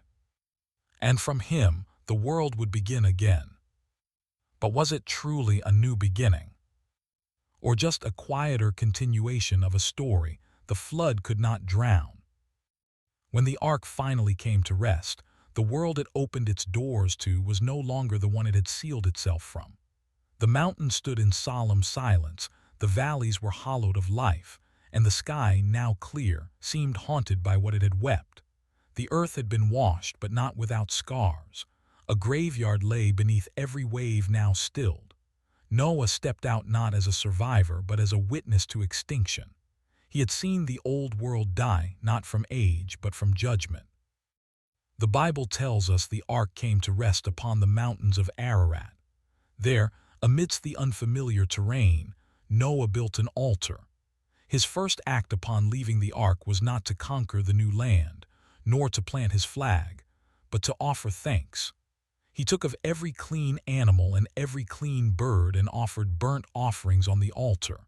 And the Lord, smelling the offering, declared that he would never again curse the ground because of man. While the earth remains, God said, seed time and harvest, cold and heat, summer and winter, day and night shall not cease. It was a covenant born not just of survival, but of mercy. And yet the story that unfolds after the flood is not one of uninterrupted righteousness. The world may have been cleansed, but human nature had not changed. Noah planted a vineyard. He drank. He lay uncovered in his tent. His son Ham saw his nakedness and responded not with honor but with exposure. The Bible does not detail the full nature of this event. It leaves gaps, questions. But from this incident arises a curse. Noah curses not Ham directly, but Ham's son, Canaan. A shadow enters the narrative, even as the new world begins. And then come the genealogies. The sons of Noah, Shem, Ham, and Japheth, each become the patriarchs of nations. From them come peoples, languages, cultures. The table of nations expands like branches from a single trunk, but among these names is a quiet echo of the old world. Genesis 10:8 mentions Nimrod. He was a mighty hunter before the Lord, and the beginning of his kingdom was Babel. Nimrod, the great-grandson of Noah through Ham, builds cities that once again reach for the heavens. He does not worship, he rules. He does not remember the flood with humility. He builds as if to defy it. And so, from the purified line of Noah, the seeds of rebellion grow again. The Quran, too, speaks of what comes after the flood, though it focuses less on genealogy and more on patterns. The flood was not the last judgment. It was only the first. The people of Ad, of Thamud, of Pharaoh, they would all follow the same path of arrogance, denial, and destruction. In Islam, the story is circular. Messengers are sent, the people reject them, divine punishment falls. Noah's narrative is the first in that cycle, a template of prophetic endurance and divine consequence. But the Quran adds something more. In Surah Al-Safat, Noah calls upon his Lord after being rejected. Indeed, I am overpowered, so help me. And God answers not just with water, but with a design. Construct the ship under our observation and our inspiration. It is not merely a rescue, it is a declaration. That truth will not be erased. That those who believe will be preserved, even if their number is small. And when the matter is settled, when the earth is washed clean, God says, "Peace be upon Noah among the worlds." He is not only a survivor, he is honored, elevated, chosen. But even in the Quran, the story does not end with joy. The image of Noah pleading with his son as the waves rise is burned into the hearts of believers. The personal pain of a prophet, a man who can save strangers but not his own child, is a profound reminder that salvation is not inherited. It must be chosen. This distinction lies at the heart of the difference between the biblical and Quranic portrayals of Noah. In the Bible, Noah's righteousness saves his family, his bloodline, his future. In the Quran, Noah's righteousness cannot even save his own son without faith. It is belief, not blood, that becomes the standard. Still, both traditions agree on this. Noah was the pivot, the turning point, the one through whom history restarted. And yet, despite the flood, despite the cleansing, despite the covenant, evil returned. The Tower of Babel was built. Idolatry reemerged. Violence reclaimed the earth. Even the Nephilim, or their echoes, returned. Numbers 13 describes the sons of Anak, giants once again inhabiting Canaan. Deuteronomy mentions Og, king of Bashan, whose bed was made of iron and measured 13 feet in length. Somehow, impossibly, the legacy of the old world had survived. Had some of the Nephilim hidden in the high places? Had the bloodlines been preserved through wives aboard the ark, unspoken in Genesis but present in the results? Or were the giants of Canaan different, tall, yes, but fully human? The Bible offers no explanation, only implication. In Islam, such questions are largely irrelevant. The Nephilim do not exist. The Watchers are absent. Giants are mentioned like the people of Ad, but always as human, always within the natural order. The story is simplified but not weakened. It becomes a moral mirror, not a mythic maze. Yet the mystery remains. Because if Noah's purpose was to preserve the pure, if the flood was the reset, then what does it mean that corruption returned? Was the flood insufficient? Or was it never meant to erase sin, but to mark it? To show that no external cleansing could ever purify what still lives within. Even the name Noah in Hebrew, Noach, means rest or comfort. But what kind of comfort can be found in a world where righteousness must stand alone, build alone, preach alone, and grieve alone? Noah was the last pure blood. But even he could not prevent what would come. The rebellion of Babel. The wars of kings. The rise of empires built not on covenant, but conquest. The silence of God for a time. And the slow, painful rediscovery that purity cannot be passed down like inheritance. It must be chosen. Again and again. In each generation. In each heart. Noah gave the world a second chance. But what did the world do with it? That is the question every scripture leaves unanswered. And every soul must answer alone. The world had been born again, but the memory of the flood remained heavy in its breath. As the waters receded, they left behind not just new land, but new silence. Every forest grew over graves. Every valley held secrets beneath its soil. The birds returned, the beasts multiplied, and life resumed its rhythm. But above it all, Noah stood, not just as a father to nations, but as the lone witness of a divine ending. And he carried the burden of that memory. He had seen a generation drown not merely in water, but in its own making. The corruption of flesh, the mingling of holy and profane, the Watchers' teachings, the cries of giants, the descent of the stars, all of it lost beneath waves but not erased from history, because history, like blood, remembers. And though the ark had preserved the creatures of the earth and the chosen family of man, it could not prevent the reappearance of rebellion. From Noah's sons came the lines of the earth. Shem's children would build the tents of faith, Japheth's the towers of the north, and Ham's the kingdoms of the south. But within Ham's line came a name, Nimrod, a mighty one, a hunter before the Lord. Nimrod did not walk with God. He stood before him against him. He built Babel. He sought to reach the heavens not with prayer but with bricks. The tower rose as a monument not to unity but to defiance. The flood had taken the Watchers, but it had not taken the desire that birthed them. Humanity, clean in blood but still crooked in spirit, tried again to become like the gods. And once more, God intervened. The languages were confused, the tower abandoned, the people scattered. The earth once again bore witness to humanity, forgetting what it had learned only generations before, that to rise without reverence is to fall without mercy. But the line of Noah remained, not untouched but chosen. In the centuries that followed, the names grew more familiar.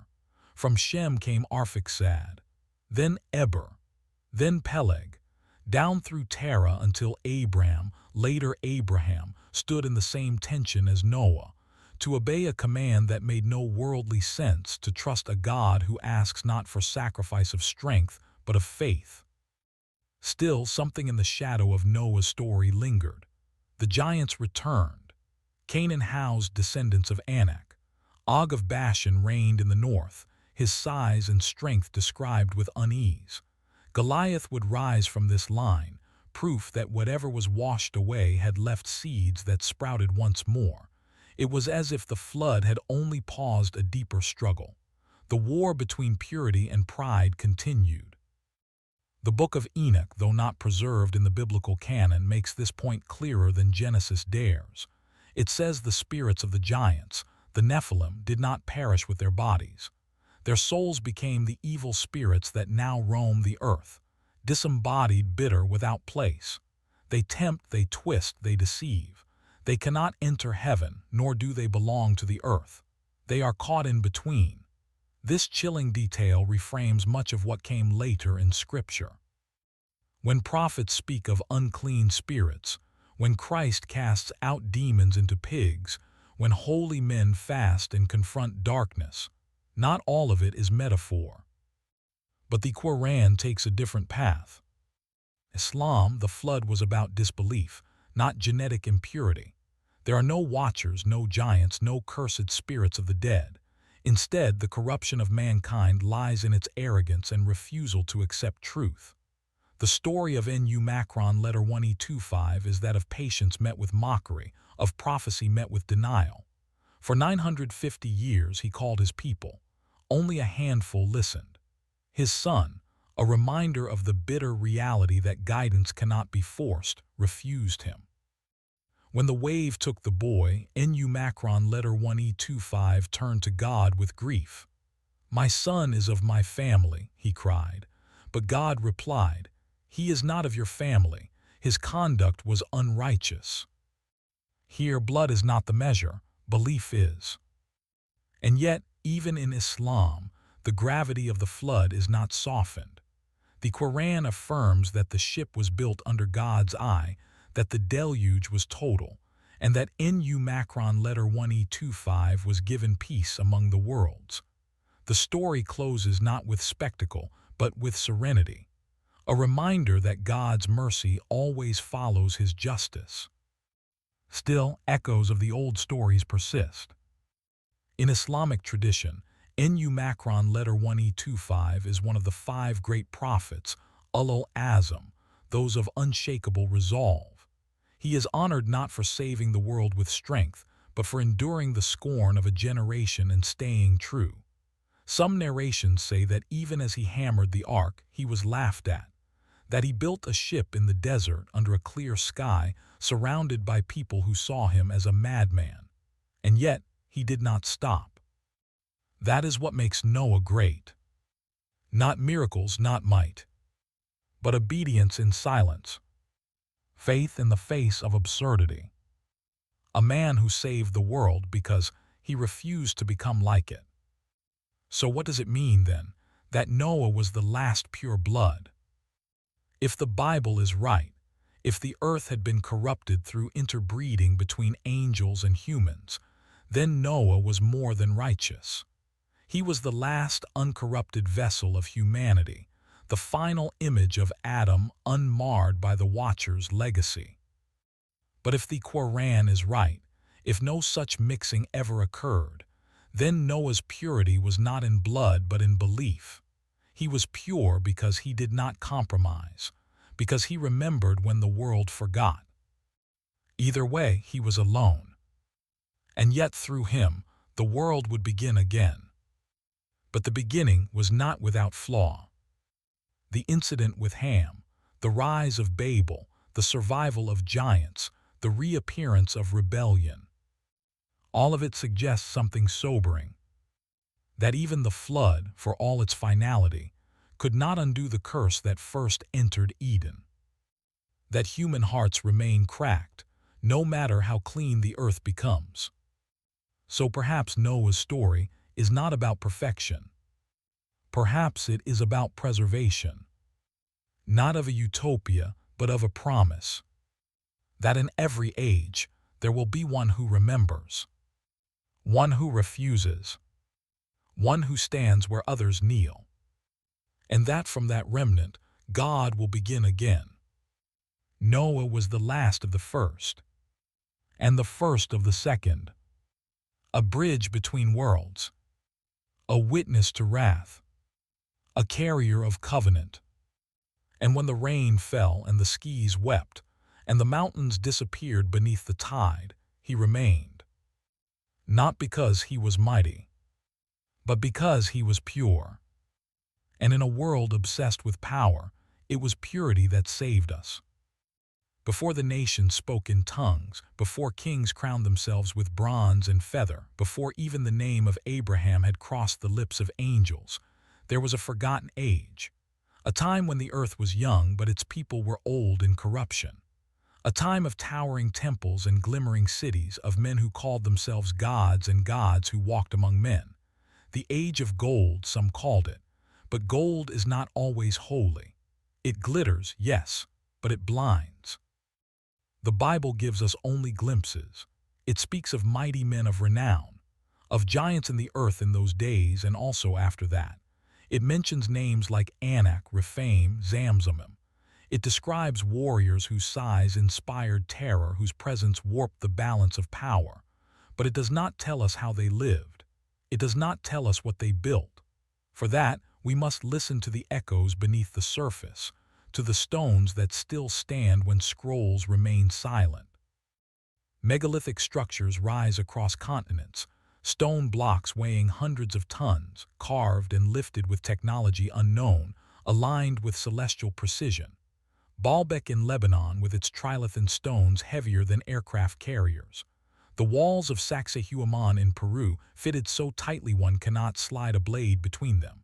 The ruins of Gilgal Rephaim, a massive stone circle in the Golan Heights whose name means Wheel of the Giants. These are not legends. They exist.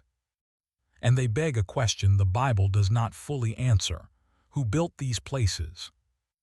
The Book of Enoch, once revered and now removed, offers an unsettling answer. The giants did. The Nephilim, born of angels and women, were not just destroyers, they were architects. They learned from their fathers, the Watchers, who taught them the secrets of heaven, the movement of stars, the gnawing of stones, the power of vibration. With these secrets they built, not for worship but for dominion. Their temples were not sanctuaries but engines, powerful centers of ritual, sacrifice, and control. The giants demanded offerings just as their fathers had demanded worship, and the people obeyed, out of fear, out of awe, out of ignorance. Cities rose around these temples. Commerce was born, but so was bloodshed. The gold flowed, but so did the tears. In those days, the world was a patchwork of kingdoms ruled by hybrid lords. The Nephilim were taller, stronger, more intelligent than ordinary men, but they were not wise, they were not kind. They had appetites too large for the earth to sustain. When the food ran out, they turned to men. Flesh became currency. Rituals were invented to justify the slaughter. Whole towns would offer their children to avoid the wrath of their overlords. It was not mythology, it was memory. And through it all, the temple stood, massive, immovable, carved with symbols now lost to understanding. Every pillar told a story, every altar a warning. They channeled energies, so the scribes wrote. They summoned beings, so the priests claimed. But what was truly invoked has been buried with the stones. The Bible, silent in detail, names the cities: Hebron, where Anak and his sons lived; Bashan, ruled by Og; Sidon, Tyre, Babylon, all centers of mystery, rebellion, and ancient strength. Babylon especially becomes the archetype of human arrogance. Its tower was a final insult to the heavens, a ziggurat reaching not in praise but in challenge. And God came down. He saw their unity, their ambition, their unbroken language, and he broke it. The builders scattered, the stones stood still. The Quran also speaks of these ancient builders, but it names them differently. The people of letter 2bf, Amakron D. The people of Thamud. In Surah Al-Fajr, God swears by letter 2bf Amakron D, Iram of the pillars, the like of whom were not created in the land. A poetic way to say they were unmatched, giant perhaps, or simply powerful. They built with grandeur. They carved homes into mountains. They erected towers that scraped the clouds. And when the prophet Hud came to warn them, they laughed. So the punishment came. A wind, cold, howling, relentless. It raged for 7 nights and 8 days, leaving them like hollow trunks, uprooted and empty. Then came Thamud.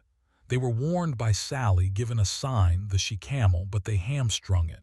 Their arrogance echoed that of letter 2bf Amakron D. So a sound destroyed them, a single cry, and they were dust.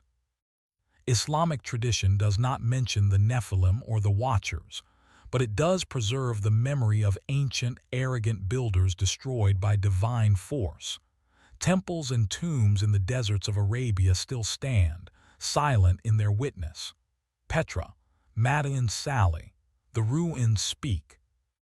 Where the Bible gives fragments and the Book of Enoch fills in the mythic, the Quran preserves the warning, not of angels and hybrids, but of nations who forgot who made them. Still, the question persists. If the giants never lived, who built what man cannot? If they did, why do the scriptures hide them? What was the age of gold truly? Was it a time of divine blessing, or a time when fallen ones ruled with fire and light? We search for Eden, but perhaps it was never meant to be found.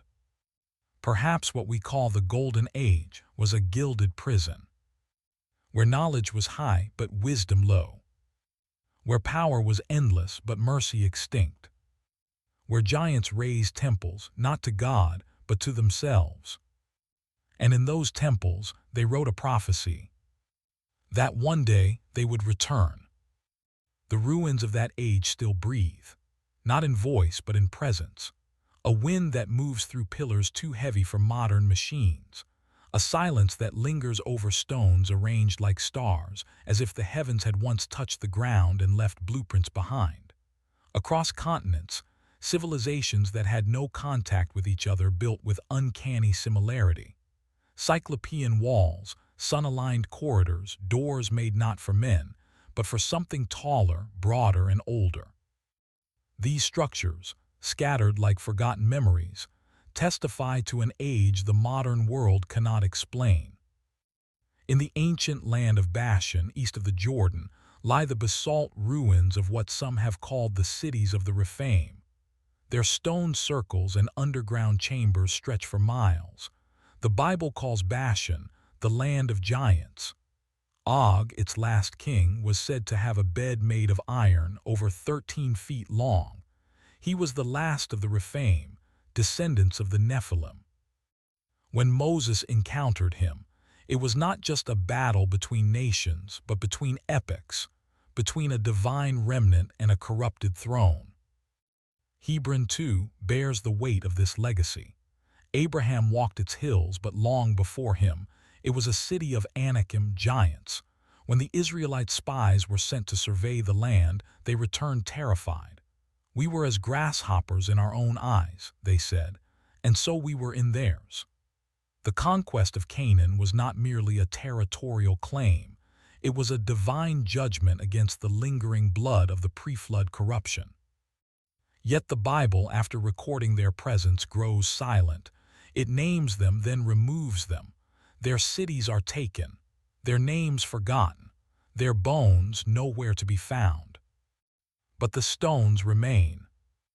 In Egypt, megalithic blocks support temples dedicated to gods with elongated skulls and bodies that blend human and beast. In Peru, structures carved with such precision that laser-guided tools would struggle to replicate them. In Turkey, Göbekli Tepe rises from beneath the soil, circular temples older than the wheel, adorned with animals and beings unknown to modern taxonomy. Who built these places? The standard answer, primitive ingenuity, grows thinner with each discovery. The Book of Enoch offers an explanation not found in modern textbooks. The Watchers descended and taught forbidden knowledge, geometry, architecture, star mapping. Their children, the Nephilim, became kings, builders, and tyrants. They erected these temples as marks of their dominion, aligning them with constellations, perhaps not in homage, but in memory. As if the sky they came from still pulled at their blood. Some of these temples were not just places of gathering, but engines of ritual. Sacrifices made at precise times with precise tools under precise stars. Ancient records, some carved, others passed down in oral tradition, speak of altars stained with more than animal blood, of children offered to ensure crops, of virgins slain to open portals. The gods they served demanded blood, and the priests complied. But these gods, as the prophets would later reveal, were not divine. They were fallen, pretenders, shadows of what once had glory. They wore crowns of gold and masks of holiness, but behind them stood the same truth, rebellion. And it was this rebellion that the God of Abraham came to crush. When Joshua entered Canaan, he was not just entering land, he was entering memory. He was commanded not to simply conquer, but to cleanse. The Amalekites, the Anakim, the Rephaim, they were not ordinary tribes. They were echoes of the old world. Their temples had become places of perversion, their rituals mockeries of heaven. To destroy them was to sever the last link to the age of gold. But was it truly gold? Or was it only gold on the surface, while underneath lay rot? The Quran does not speak of Nephilim or of giant temples. It does not name Og or Anak, but it does warn of ancient peoples destroyed for their arrogance. The people of Iram, of lofty pillars, are mentioned as unmatched in all the land. Their greatness was architectural, societal, and moral, but their pride destroyed them. The Quran speaks of nations whose homes remain as signs. Travel through the land and see what was the end of those before you. Madain Salih, Petra, Ubar. These ruins in the deserts of Arabia are seen as warnings, not wonders. The Quran also teaches that those who possessed great power, like Pharaoh, were given it as a test. Pharaoh built monuments, surrounded himself with magic and illusion, claimed divinity. But the sea swallowed him. The sand claimed his temples, and his body, preserved by God, became a sign for those who reflect. So while the Bible remembers specific giants and their cities, and while the Book of Enoch names the spiritual causes behind their rise, the Quran pulls the focus back to the heart: arrogance, rebellion, forgetfulness. The disease is the same, even if the names change. But what if the stories are remembering the same age from different angles? What if the giants of Canaan, the kings of Bashan, the architects of Baalbek, and the people of Iram were all part of a single, shattered civilization, remembered by prophets, misunderstood by historians, and reimagined by myth? What if the temples they built were not centers of learning, but monuments of defiance? What if the age of gold was an age where fallen knowledge dressed itself in beauty, and the world, awed by size and shine, forgot the cost? Today, we walk among ruins and marvel. But we forget that many of these stones once heard the screams of sacrifice. That beneath the carved lions and eagles were chambers filled with bones. That what glittered then does not glow now. And perhaps the greatest tragedy of the age of gold is not that it ended, but that it is returning. Because in our modern temples of glass, steel, and data, we chase the same knowledge. We resurrect the same pride. We look to the stars not in awe but in conquest. We seek beings beyond, not to worship but to command. We build, once again, without blessing. And if history is prophecy, then the stones that watched the giants fall may watch us next. For the age of gold was not ended by time. It was ended by judgment. And judgment does not forget. Time covered their names, but not their foundations. The temples of the giants did not sink beneath the sea as Atlantis supposedly did, nor did they vanish like smoke in myth. They remained. Their stones, so large they mocked the tools of later empires, were left in place as if untouched by time. Rain eroded their edges. Vines climbed their flanks. Birds nested in their cracks, but the structures did not fall. They endured not as legends, but as monuments to an age when the unnatural became normal, when knowledge from the heavens was weaponized on the earth, and when man walked in the shadows of beasts that were never meant to be. To call it the Age of Gold is to misunderstand it. The gold was real, plentiful, glinting from their palaces and temples. Rivers ran beside their altars. Gems filled their storehouses. But it was not golden in virtue.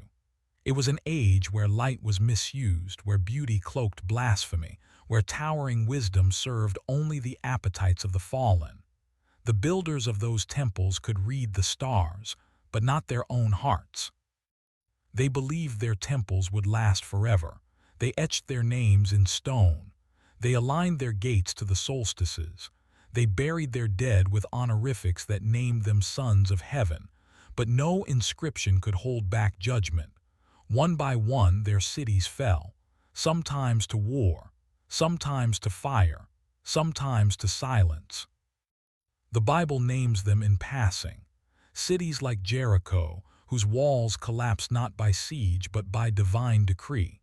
Babylon, whose ziggurat rose to the clouds only to be abandoned in confusion. Hazor, Tyre, and Sidon, each swallowed by history after defying the prophets. The stones remain, but the spirits that built them have gone quiet. And yet not completely. In the stories of later generations, legends of titans, demigods, ancestral heroes, fragments survive. Greek mythology speaks of an age before the Olympians, of beings monstrous in scale and tragic in fate. Norse tradition remembers the Jotnar, beings of chaos and wisdom, older than the gods. Hindu texts speak of the Treta Yuga, when celestial beings walked the earth and warred with devastating force. The Maya, the Inca, the Sumerians, all remember a time when knowledge came down from the skies. Could these be distorted memories of the same age? Could the Watchers and their children have become the gods of the nations that followed? The Book of Enoch suggests as much. It claims that the Watchers were not only teachers of sorcery and metallurgy but also of vanity, that they introduced mirrors, face paint, ornamentation not for beauty but to manipulate desire, that they corrupted not just the flesh but the gaze, and their children, the Nephilim, grew wild. Their intellect exceeded their restraint. Their size exceeded their mercy. They ruled not with justice but with terror. And when they built as gods who expected never to be judged. But they were judged. First by each other. Their strength led to endless wars. They devoured themselves before the flood finished what pride had begun. Then by God, who commanded the archangels to bind the Watchers and to cleanse the earth. The flood was not just rain, it was a severance. The Quran remembers that cleansing, but reshapes the story. There is no mention of temples of giants, of hybrid rulers, of starborn corruption. Instead, it tells of peoples who were strong, prosperous, and arrogant. The people of letter 2 BF A Macron D, who carved great halls and towers in the land. The people of Thamud, who hollowed mountains into palaces. These were real builders, real cities, now buried under dust and desert heat. The Quran asks the reader, "Have you not traveled through the land and seen what was the end of those before you?" It does not name them Nephilim. It does not invoke the Watchers, but it does not need to. It preserves the moral clarity. Strength without submission leads to destruction. One day, God says, the trumpet will sound. The mountains will be crushed into powder. The earth will shake. And the builders of every false tower, every temple raised in arrogance, will be summoned to account. Their monuments will not protect them. Modern archaeology often approaches these ruins with wonder but not with humility. Researchers measure the stones, carbon date the mortar, argue over quarry techniques. But they rarely ask the deeper question: what kind of people built these things? Not technologically, but spiritually. What did it take morally to raise structures with chambers for sacrifice? What worldview shaped altars stained in blood and aligned to constellations where no God ever lived? Perhaps that is why Scripture is not concerned with engineering details. It speaks instead of intent, of what was worshipped, of what was rejected, and most of all, of what came next. Because while the age of gold ended in water, fire, and silence, its spirit survives. In the towers we build, in the systems we trust, in the pride that whispers we will never fall. Today we build temples of code and data.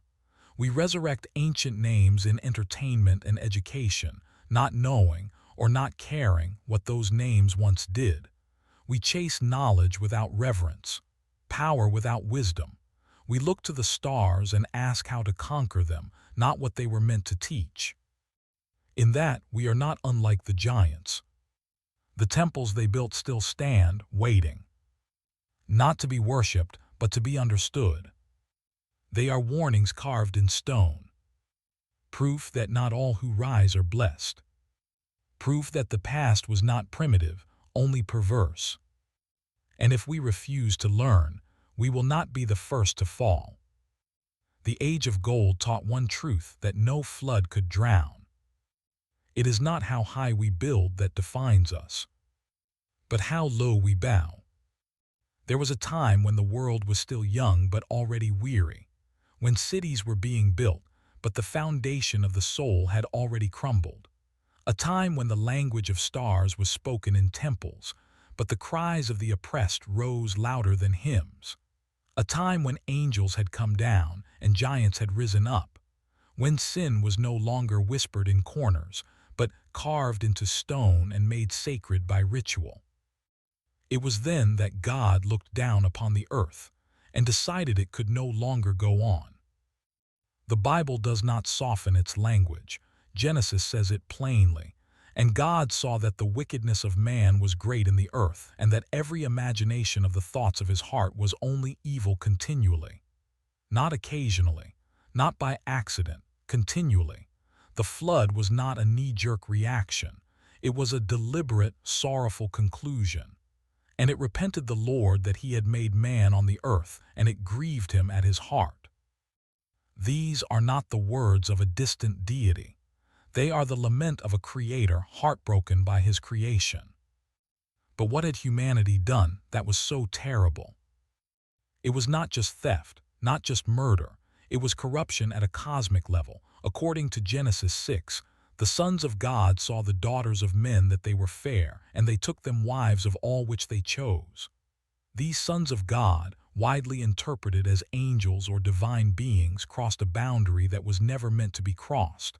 They descended, they married, they fathered, and from them came the Nephilim, giants, mighty ones born of heaven and earth, yet belonging to neither.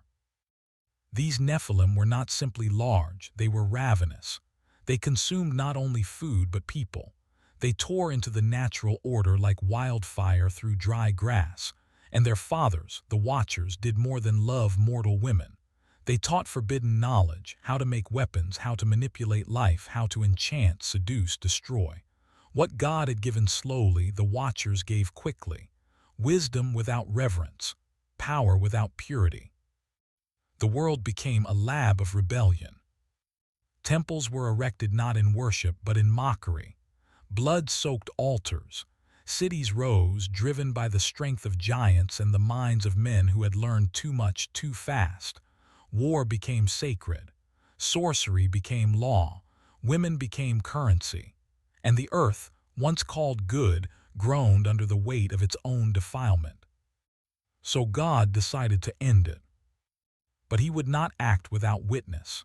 He chose a man, Noah, whose heart remained upright. He was perfect in his generations, a phrase that scholars have wrestled with for centuries. Was it moral purity, or was it a genetic echo of what man once was, untouched by the angelic corruption that spread like disease? Whatever the meaning, one truth is clear: Noah was different. God came to him with a message: the end of all flesh is before me.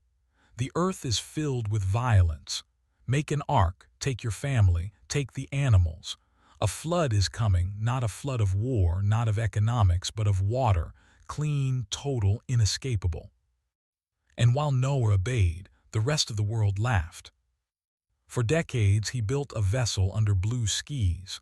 For decades he preached repentance. But the people mocked his warnings. They danced in the shadow of temples. They honored the giants. They called the watchers their gods. They had forgotten Eden, ignored Enoch, and now rejected Noah. But when the day came, it did not come slowly. The fountains of the great deep broke open. The skies turned black. The rain did not fall, it roared. Water poured not only from above but from below. It was as if the earth itself joined the heavens in judgment. The people ran, the Nephilim fought, the temples cracked, the cities crumbled, but there was no high ground high enough, no wall thick enough, no spell strong enough. The ark floated, the world drowned. In Islam, the flood is also affirmed, though with a different emphasis. The Quran presents the story of Nu Macron letter 1E25 as a prophet, not a lone survivor. He is not chosen because of genetic purity, but because of unshakable faith. For 950 years he called his people to righteousness. He warned, he wept. He watched as generation after generation mocked his call. The Quran records his plea: "My Lord, I have called my people night and day, but my calling has only caused them to flee." They put fingers in their ears. They covered themselves. They conspired against him. Then God commanded, "Build the ark under our eyes and our inspiration." And Nu Macron letter 1E25 obeyed. The Quran tells of a sign: the earth's oven burst forth. Water came not just from clouds but from the ground itself. The flood was not natural. It was ordered, controlled, decreed. And in a moment of heartbreaking beauty, the Quran adds a scene the Bible omits. Nu Macron letter 1E25 calls to his son, "O my son, come aboard with us and do not be among the disbelievers." But the boy answers, "I will take refuge on a mountain." And Nu Macron letter 1E25 says, "There is no protector today from the decree of Allah except for whom he gives mercy." Then a wave comes between them and he is lost. Here the Quran shifts the weight. It is not just about the violence of man but the stubbornness of the heart. It is not giants and sorcery. It is pride and disbelief. Still, both scriptures agree. The world was wiped clean. But why? Why would a loving God destroy almost all of creation? Why would he allow the birth of the Nephilim in the first place? Why teach angels to watch, knowing they might fall? Why not intervene earlier? These questions have no easy answers. Some say the flood was not just a judgment, but a mercy, that the corruption had grown so great it threatened not only the present but the future, that if left unchecked, humanity would have become something else entirely, beyond redemption, beyond recognition. Others say it was a reset, a cleansing of a world spiraling into chaos, where evil was no longer resisted but celebrated. Still others believe the flood was prophetic, a symbol of a greater judgment to come. that the first apocalypse by water was a warning, and that the next by fire will be final. Jesus himself said, "As it was in the days of Noah, so shall it be in the days of the Son of Man." Not because of rain, but because of rhythm, because mankind always circles back to rebellion. We forget. We build towers. We reject warnings. We worship our own reflections. And slowly the flood returns. Not in water, but in spirit. The first apocalypse was not just a story. It was a mirror. And it still reflects. When the ark settled upon Mount Judi Ararat to some, but Judi in the Quran, it was not just a vessel finding land. It was the closing of a cosmic wound. The skis had emptied themselves. The earth had swallowed her screams. And now silence reigned, not the silence of peace, but the silence that follows catastrophe. Water still covered the valleys. The bones of the old world lay hidden beneath silt and sorrow. Cities were gone. The Nephilim were gone. The Watchers were bound. But memory remained. Noah stepped out into a world that did not remember the towers. The temples of blood had vanished. The gold of the giants had been buried. There were no more chants in forgotten tongues. No more children sacrificed to beings who called themselves gods. The air was clean but heavy, because what had died in the flood was not just flesh. It was history, and history does not die quietly. The Bible tells us that Noah's first act upon exiting the ark was to build an altar. He offered sacrifices of every clean animal, a gesture of thanksgiving, but also perhaps of grief. God responded with a covenant. He placed a rainbow in the sky, promising never again to destroy the earth by water. While the earth remains, seed time and harvest, cold and heat, summer and winter, day and night shall not cease. It was a mercy, but also a warning. The earth would remain, but man must now choose to remain good. Yet even in the shadow of that rainbow, corruption stirred again. Noah planted a vineyard. He drank. He lay uncovered in his tent. His son Ham saw him in his vulnerability and acted dishonorably. The result? A curse, not on Ham directly, but on his son, Canaan. Here begins the reintroduction of division, of shame, of generational fracture. The flood had wiped away the external world, but it had not erased the human soul's inclination toward weakness. Soon from Noah's descendants rose cities again. One of them, Babel, became a monument to defiance. Men said, "Let us build a city and a tower, whose top may reach unto heaven, and let us make a name for ourselves." They no longer wanted to reflect God's glory. They wanted to replace it. And in that ambition, the spirit of the pre-flood world stirred once more. In the Islamic narrative, the post-flood world is less documented in detail, but no less significant. The Quran moves swiftly from the story of Nu Makron letter 1E25 to the warning that would echo through later prophets. They denied before them the people of Nu Makron letter 1E25, so they were drowned and made an example for mankind. The focus is never on architecture or genealogy, but on obedience and defiance. Yet Islamic commentators acknowledge a chilling possibility, that the legacy of the flood was not only the preservation of the righteous, but also the survival of seeds of disobedience. Not all corruption had been erased. Some believe that through the wives of Noah's sons, some traits of the past world endured, not necessarily giant blood, but habits, temptations, knowledge that should have drowned but clung to the edges of human memory. As civilizations emerged again, Egypt, Sumer, Canaan, so too did echoes of the old sins. Idolatry returned. Sacrifices resumed. Magic was practiced. The fallen world rebuilt itself slowly, like weeds growing back after a fire. And so the world entered a second cycle. Prophets came: Abraham, Moses, David, Jesus, Mohammed. Each one echoing the same warning first uttered by Noah: return to God or face what has come before. but mankind, as always, chose pride. The memory of the flood faded into legend. The giants became myths, the watchers became gods, and the temples, though buried, became the blueprint for modern ambitions. We built again, higher this time, with iron, glass, and electricity.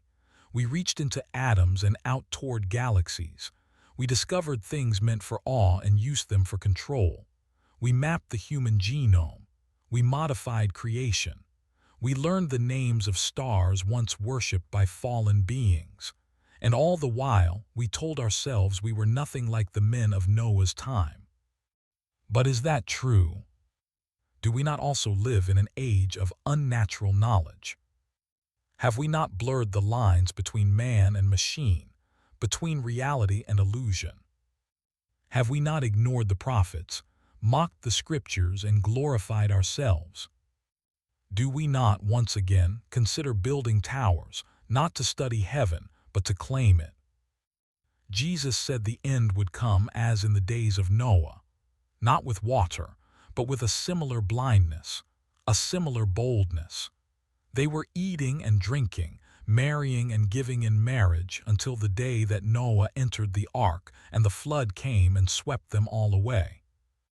This is what unites the Bible and the Quran, despite their narrative differences. They agree, the flood was not just a punishment, it was a preview. A line in the sand. A record of divine boundaries. And those boundaries are being approached again. Today we discuss transhumanism, artificial intelligence, planetary colonization, not as distant dreams but as imminent goals. We explore the merging of flesh with code. We speak of awakening the dead through data. These are not sins of simple greed or lust. These are echoes of the watchers, knowledge without humility, power without prayer. And though we no longer call our leaders sons of God, we do treat them as divine. We build altars of media, money, and metrics. We sacrifice truth for convenience. We let innocence drown beneath the weight of entertainment and consumption. The waters are not rising around us, but within us. And perhaps that is more dangerous. The flood was not a tragedy, it was a rescue. It was God refusing to let evil consume everything. It was the hard reset of a loving Creator. And yet, we are drifting back to that same shore. The rainbow still hangs in the sky. But the covenant was not permission. It was patience. And patience, too, has an end.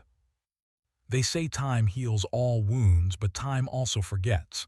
And what the flood did was more than clean the earth. It exposed what man could become when he forgets who made him.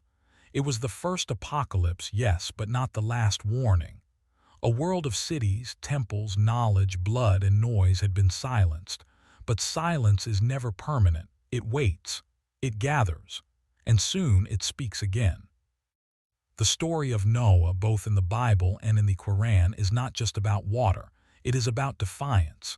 It is about a world so confident in its corruption that it could no longer recognize mercy. It rejected prophets. It mocked righteousness. It celebrated rebellion. And it reached a point where evil was no longer hidden but institutionalized. There was no war between good and evil. There was only evil and those too weary to fight it. That is why the flood came. It was not a rage-fueled judgment. It was divine surgery, the cutting away of a cancer that, if left unchecked, would have destroyed the entire body of creation. The Watchers had taught forbidden knowledge. The Nephilim had corrupted the bloodline. The rituals had replaced worship with horror. The children of men had become something other than human, and God said, "No more." So he sent rain. But he also sent memory. Noah was preserved not just in flesh but in story. Across cultures, continents, and languages, the flood reappears. In the Epic of Gilgamesh, in the Tales of Deucalion, in the traditions of Native Americans, the Chinese Shu Jiang, the Aborigines of Australia, the Yoruba of Africa, all speak of a great flood. Why? Because what happened was not local. It was global. And not just in water, but in meaning. It was the moment heaven touched earth, not to bless but to cleanse. Still, even after the flood, man did not stay innocent. The line of Ham gave rise to Nimrod. The Tower of Babel rose. The old pride returned. The old systems, the old gods renamed but unchanged, began to reappear. Egypt worshipped Ra and Horus. Canaan honored Baal and Molech. Babylon called on Marduk. But the essence was the same: beings that demanded sacrifice, kings that acted as mediators, temples that enslaved instead of freed. Prophets were sent again. Abraham to leave Babylon, Moses to crush Pharaoh, Jesus to heal what had been shattered, Mohammed to finalize the message. Each prophet in some way echoed Noah. They were voices in a crowded world. Alone, mocked, yet undeterred. They preached not just belief, but obedience. Not just ritual, but surrender. And in doing so, they reminded the world. The flood did not end rebellion, it only delayed it. In the Quran, Allah speaks of the end in language that mirrors the beginning. When the seas boil over, when the mountains are scattered, when the sky is torn apart, the second apocalypse is not of water, but of fire, sound, and collapse. A trumpet will be blown. The graves will cast up their dead. The scrolls will be unrolled, and every soul will face its account. This is the mirror of the flood. It is not a ship that will save you. It is submission. The Bible, too, warns of this. In Revelation, John sees the earth burn. A star falls. Waters turn to blood. The heavens recede. But those who are sealed, those who remember, who obey, are preserved not by wood and pitch, but by the blood of the Lamb. And so the ark becomes more than a boat. It becomes a symbol of separation, of trust, of refuge not in the things of man, but in the mercy of God. The first apocalypse teaches us what God is willing to do when evil becomes uncontainable. But it also teaches us what God is willing to do to save even a remnant. One family, one man, one heartbeat of purity was enough for him to pause destruction and begin again. So what will he do when he finds that heartbeat today? Will we mock it as they did Noah? Will we ignore the warnings? Or will we, for once, listen? The first apocalypse left behind no survivors beyond the ark. But it left behind every reason to fear the second, and every reason to prepare for it.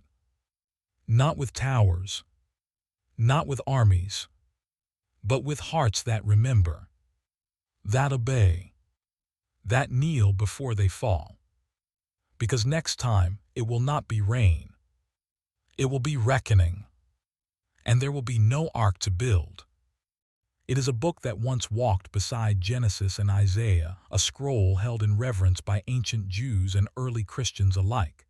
It was quoted by apostles, studied by mystics, feared by kings, and then vanished, not by accident but by choice. The Book of Enoch was not lost. It was removed, erased from the canon, rejected by councils, labeled heresy. Why? Because it said too much, or perhaps because it said something no one wanted remembered. Long before the flood, long before Moses parted seas or David swung his sling, there lived a man named Enoch. The seventh from Adam, the Bible says, a righteous man, a prophet, a walker with God. In Genesis, his story is brief. And Enoch walked with God, and he was not, for God took him. No death, no burial, just gone, caught up, removed, a holy disappearance. But in the book of Enoch, that disappearance becomes a journey. It tells us where he went, and what he saw, and what he was told never to forget.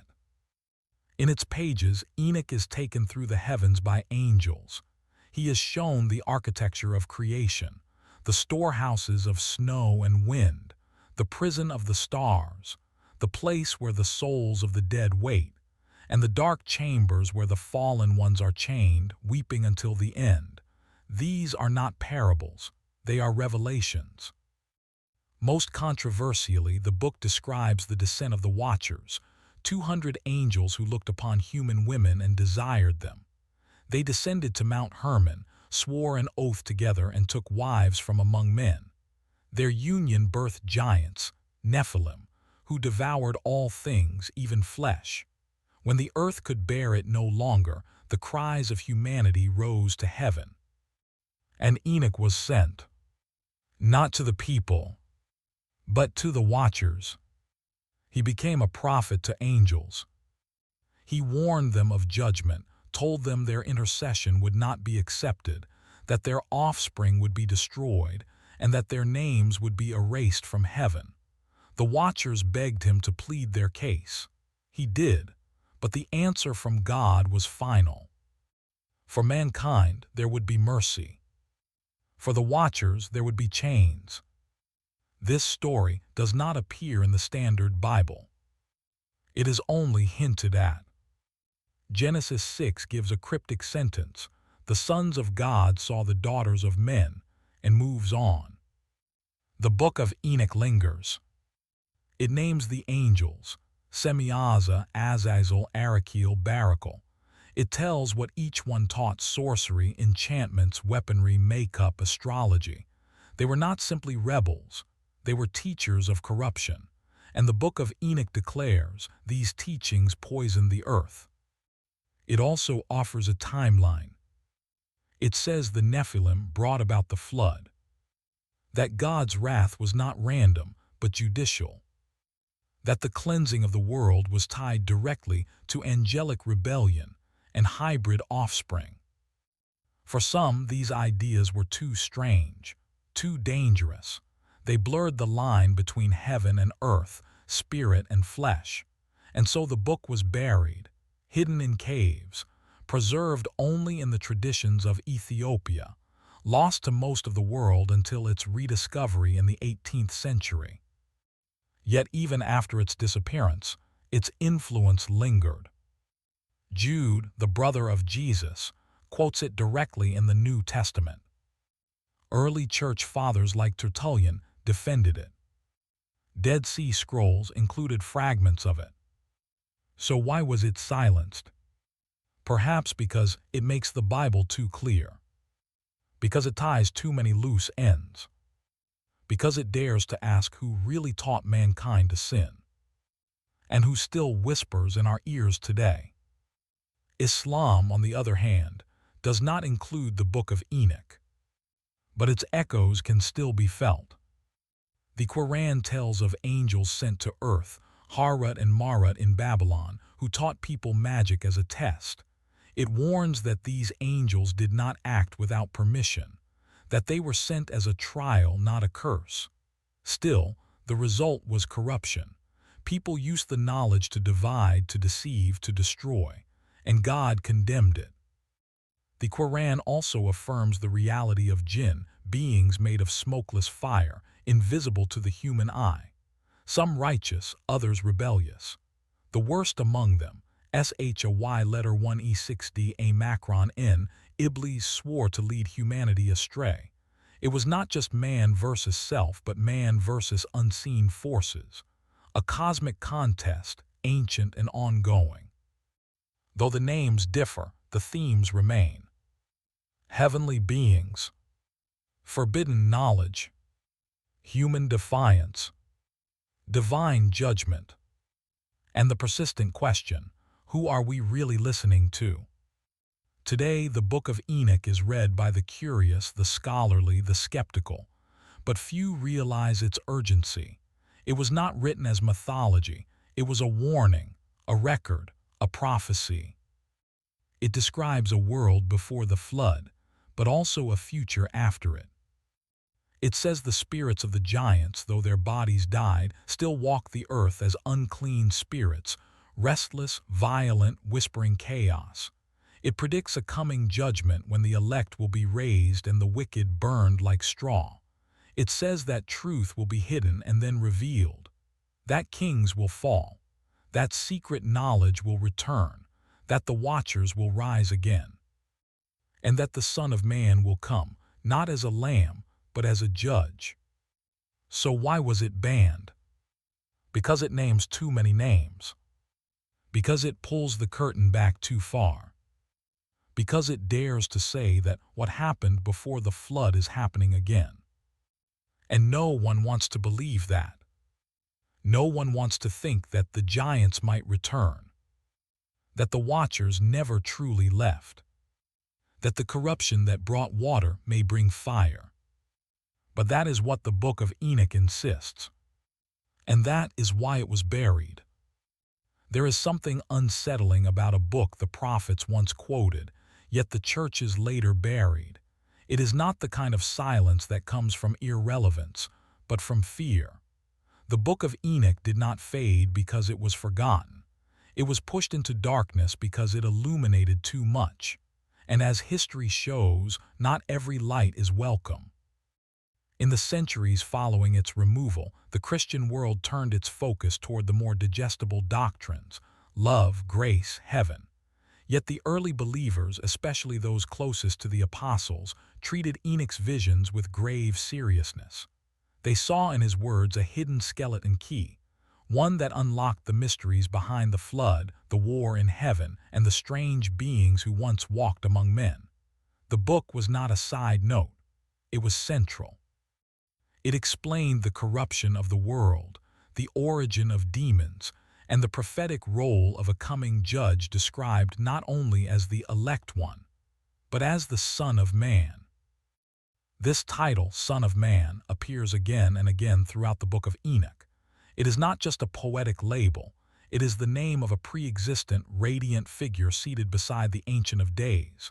He is described as righteous, hidden, and chosen before the creation of the world. He will one day judge kings, remove oppressors, and bring eternal peace to the faithful. This is no ordinary Messiah. This is a divine being, one who exists in heaven long before he appears on earth. And this is where the controversy deepens. In the New Testament, Jesus frequently refers to himself as the Son of Man. Not just a human title, but a heavenly identity. It is almost as if he was quoting a book no longer allowed. When he speaks of coming on the clouds, of judging the nations, of sitting at the right hand of power, he is echoing the language of Enoch. And yet, Enoch had already been banned. What does that mean for the church? Why did later councils deem the book heretical when its ideas had already been woven into the words of Christ? Some scholars suggest that the danger was not theological, but political. Enoch's visions of fallen angels, of rulers judged by heaven, of cosmic rebellion, these ideas challenged the power structures of both Rome and religious institutions. The book portrayed a spiritual elite that had betrayed humanity. It described an ancient priesthood of angels who had twisted their roles and corrupted the world. For religious authorities seeking order, not upheaval, Enoch was a problem. Its judgment was too specific. Its warnings too clear. Its timeline too unsettling. And so it was labeled non-canonical, tucked away from the hands of the faithful, as if erasing the text could erase the truth it carried. But it did not disappear completely. In Ethiopia, the Orthodox Tewahedo Church preserved it. Translated into Ge'ez, it remained a pillar of their spiritual tradition. While the Western world debated its legitimacy, Ethiopian Christians continued to read it aloud, to teach from it, to treat Enoch not as a myth, but as a messenger. In their land, the watchers never disappeared. The judgment was never forgotten. This raises a deeper question. If one branch of Christianity preserved the book, while others erased it, what does that say about divine guidance in canon formation? Who gets to decide what is sacred? What truths are worth remembering? What visions are too dangerous? In the Islamic tradition, the name Enoch does not appear. Instead, he is remembered as Idris, an early prophet praised in the Quran for his truthfulness and elevation, and we raised him to a high station. Some scholars link Idris to Enoch, noting the similarities in their ascension and their wisdom. Though the Quran does not elaborate on his story, Islamic commentary fills in the gaps. Idris is said to have been the first to write with a pen, the first to study astronomy, and the first to call men to prayer. He is seen as a bridge between the earthly and the heavenly, just as Enoch walked between both worlds. What Islam does not embrace, however, is the idea of fallen angels procreating with humans. The Quran is explicit: angels do not disobey God, they cannot sin. Therefore, the narrative of the Watchers, if accepted, must be reinterpreted. Some Islamic scholars suggest that the beings described in Enoch may have been jinn, not angels.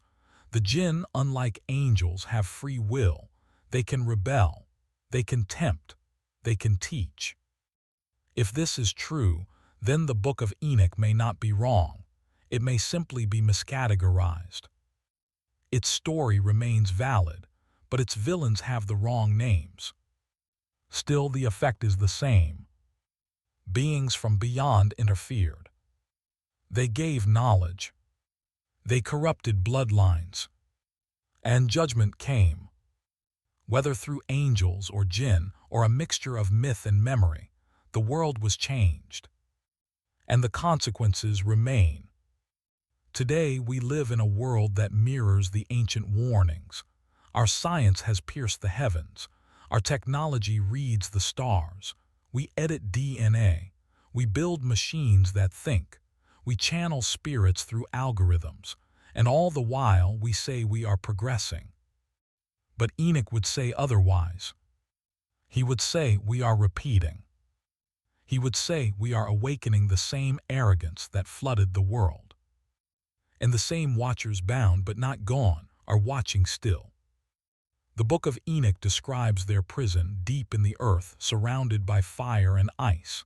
It says they will be released in the last days, that their spirits will once again deceive kings, inspire violence, mock righteousness, that the giants will rise again, not in form but in spirit, not in size but in influence, and that men will call it enlightenment. But the faithful will know better. They will see through the glow. They will hear the echo. And they will remember the book that told the truth too early. The Book of Enoch is not just a relic. It is a prophecy. And perhaps the most important book we were told to forget. When Enoch was taken from the earth, he left no grave, no tomb, no monument carved by grieving hands. His story ended not with death but with departure. And he was not, for God took him. The world continued without him, unaware that one of its greatest prophets had vanished into the mysteries of heaven. But his words did not vanish. They lingered, hidden in scrolls, whispered in monasteries, buried in desert caves. They waited, like seeds beneath the soil, until the time would come for them to rise again. And now they rise. Today, the Book of Enoch is no longer locked in obscurity. It is translated, studied, discussed in hushed tones by scholars, theologians, and seekers of ancient truth. Its visions of fiery mountains, imprisoned angels, and cosmic courts strike a strange harmony with the unease of the modern soul. Something in its language feels familiar, too familiar, as if Enoch had seen a world beyond his own and beyond ours, a world of false lights and deeper darkness, of knowledge unearned, of systems too vast to be holy.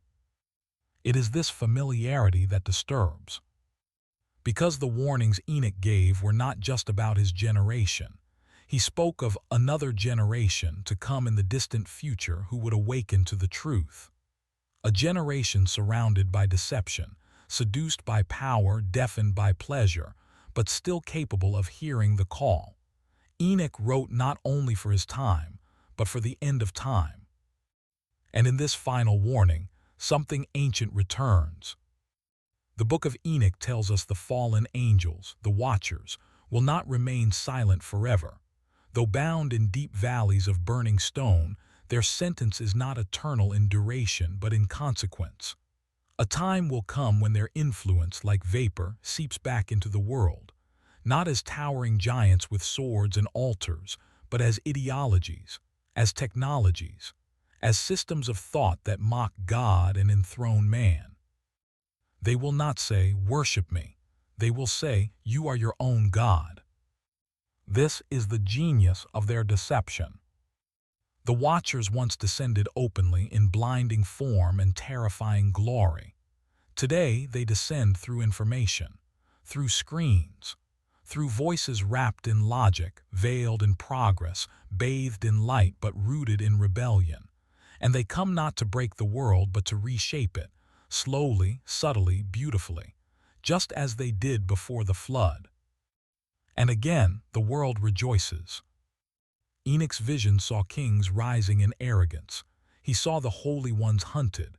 He saw the earth groaning beneath the weight of blood and pride. He saw men chasing stars not for wonder but for power.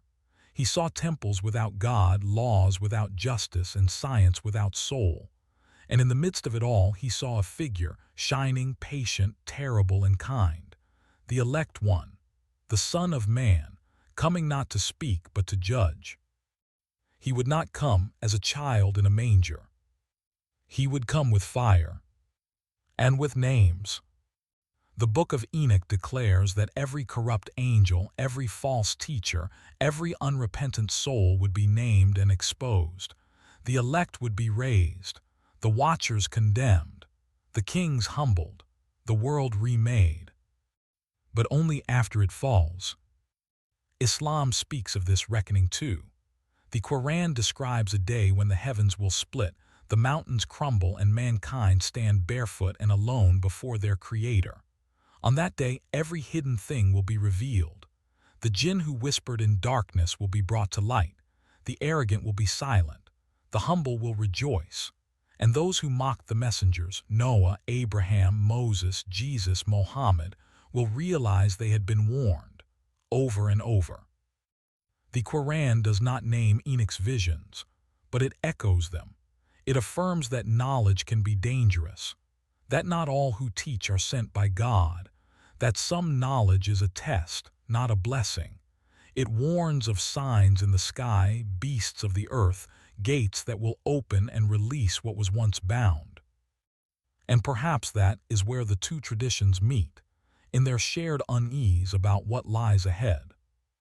Both declare there is more than flesh, there is more than this world, and not every light is holy. So what now?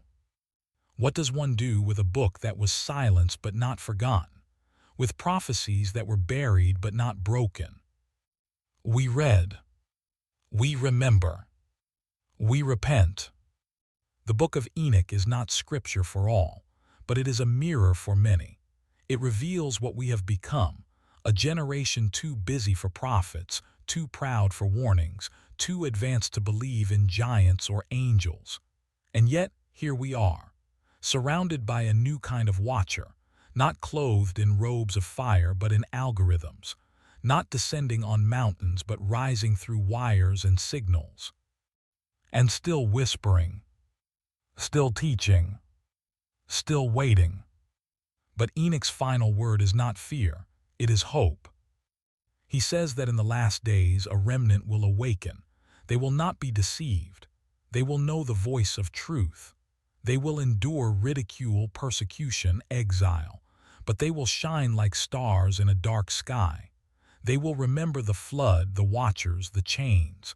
They will prepare, not by building arks, but by cleansing hearts. And when the Son of Man appears, they will not hide. They will rise, because they knew, because they read, because they believed the book that was banned for a reason.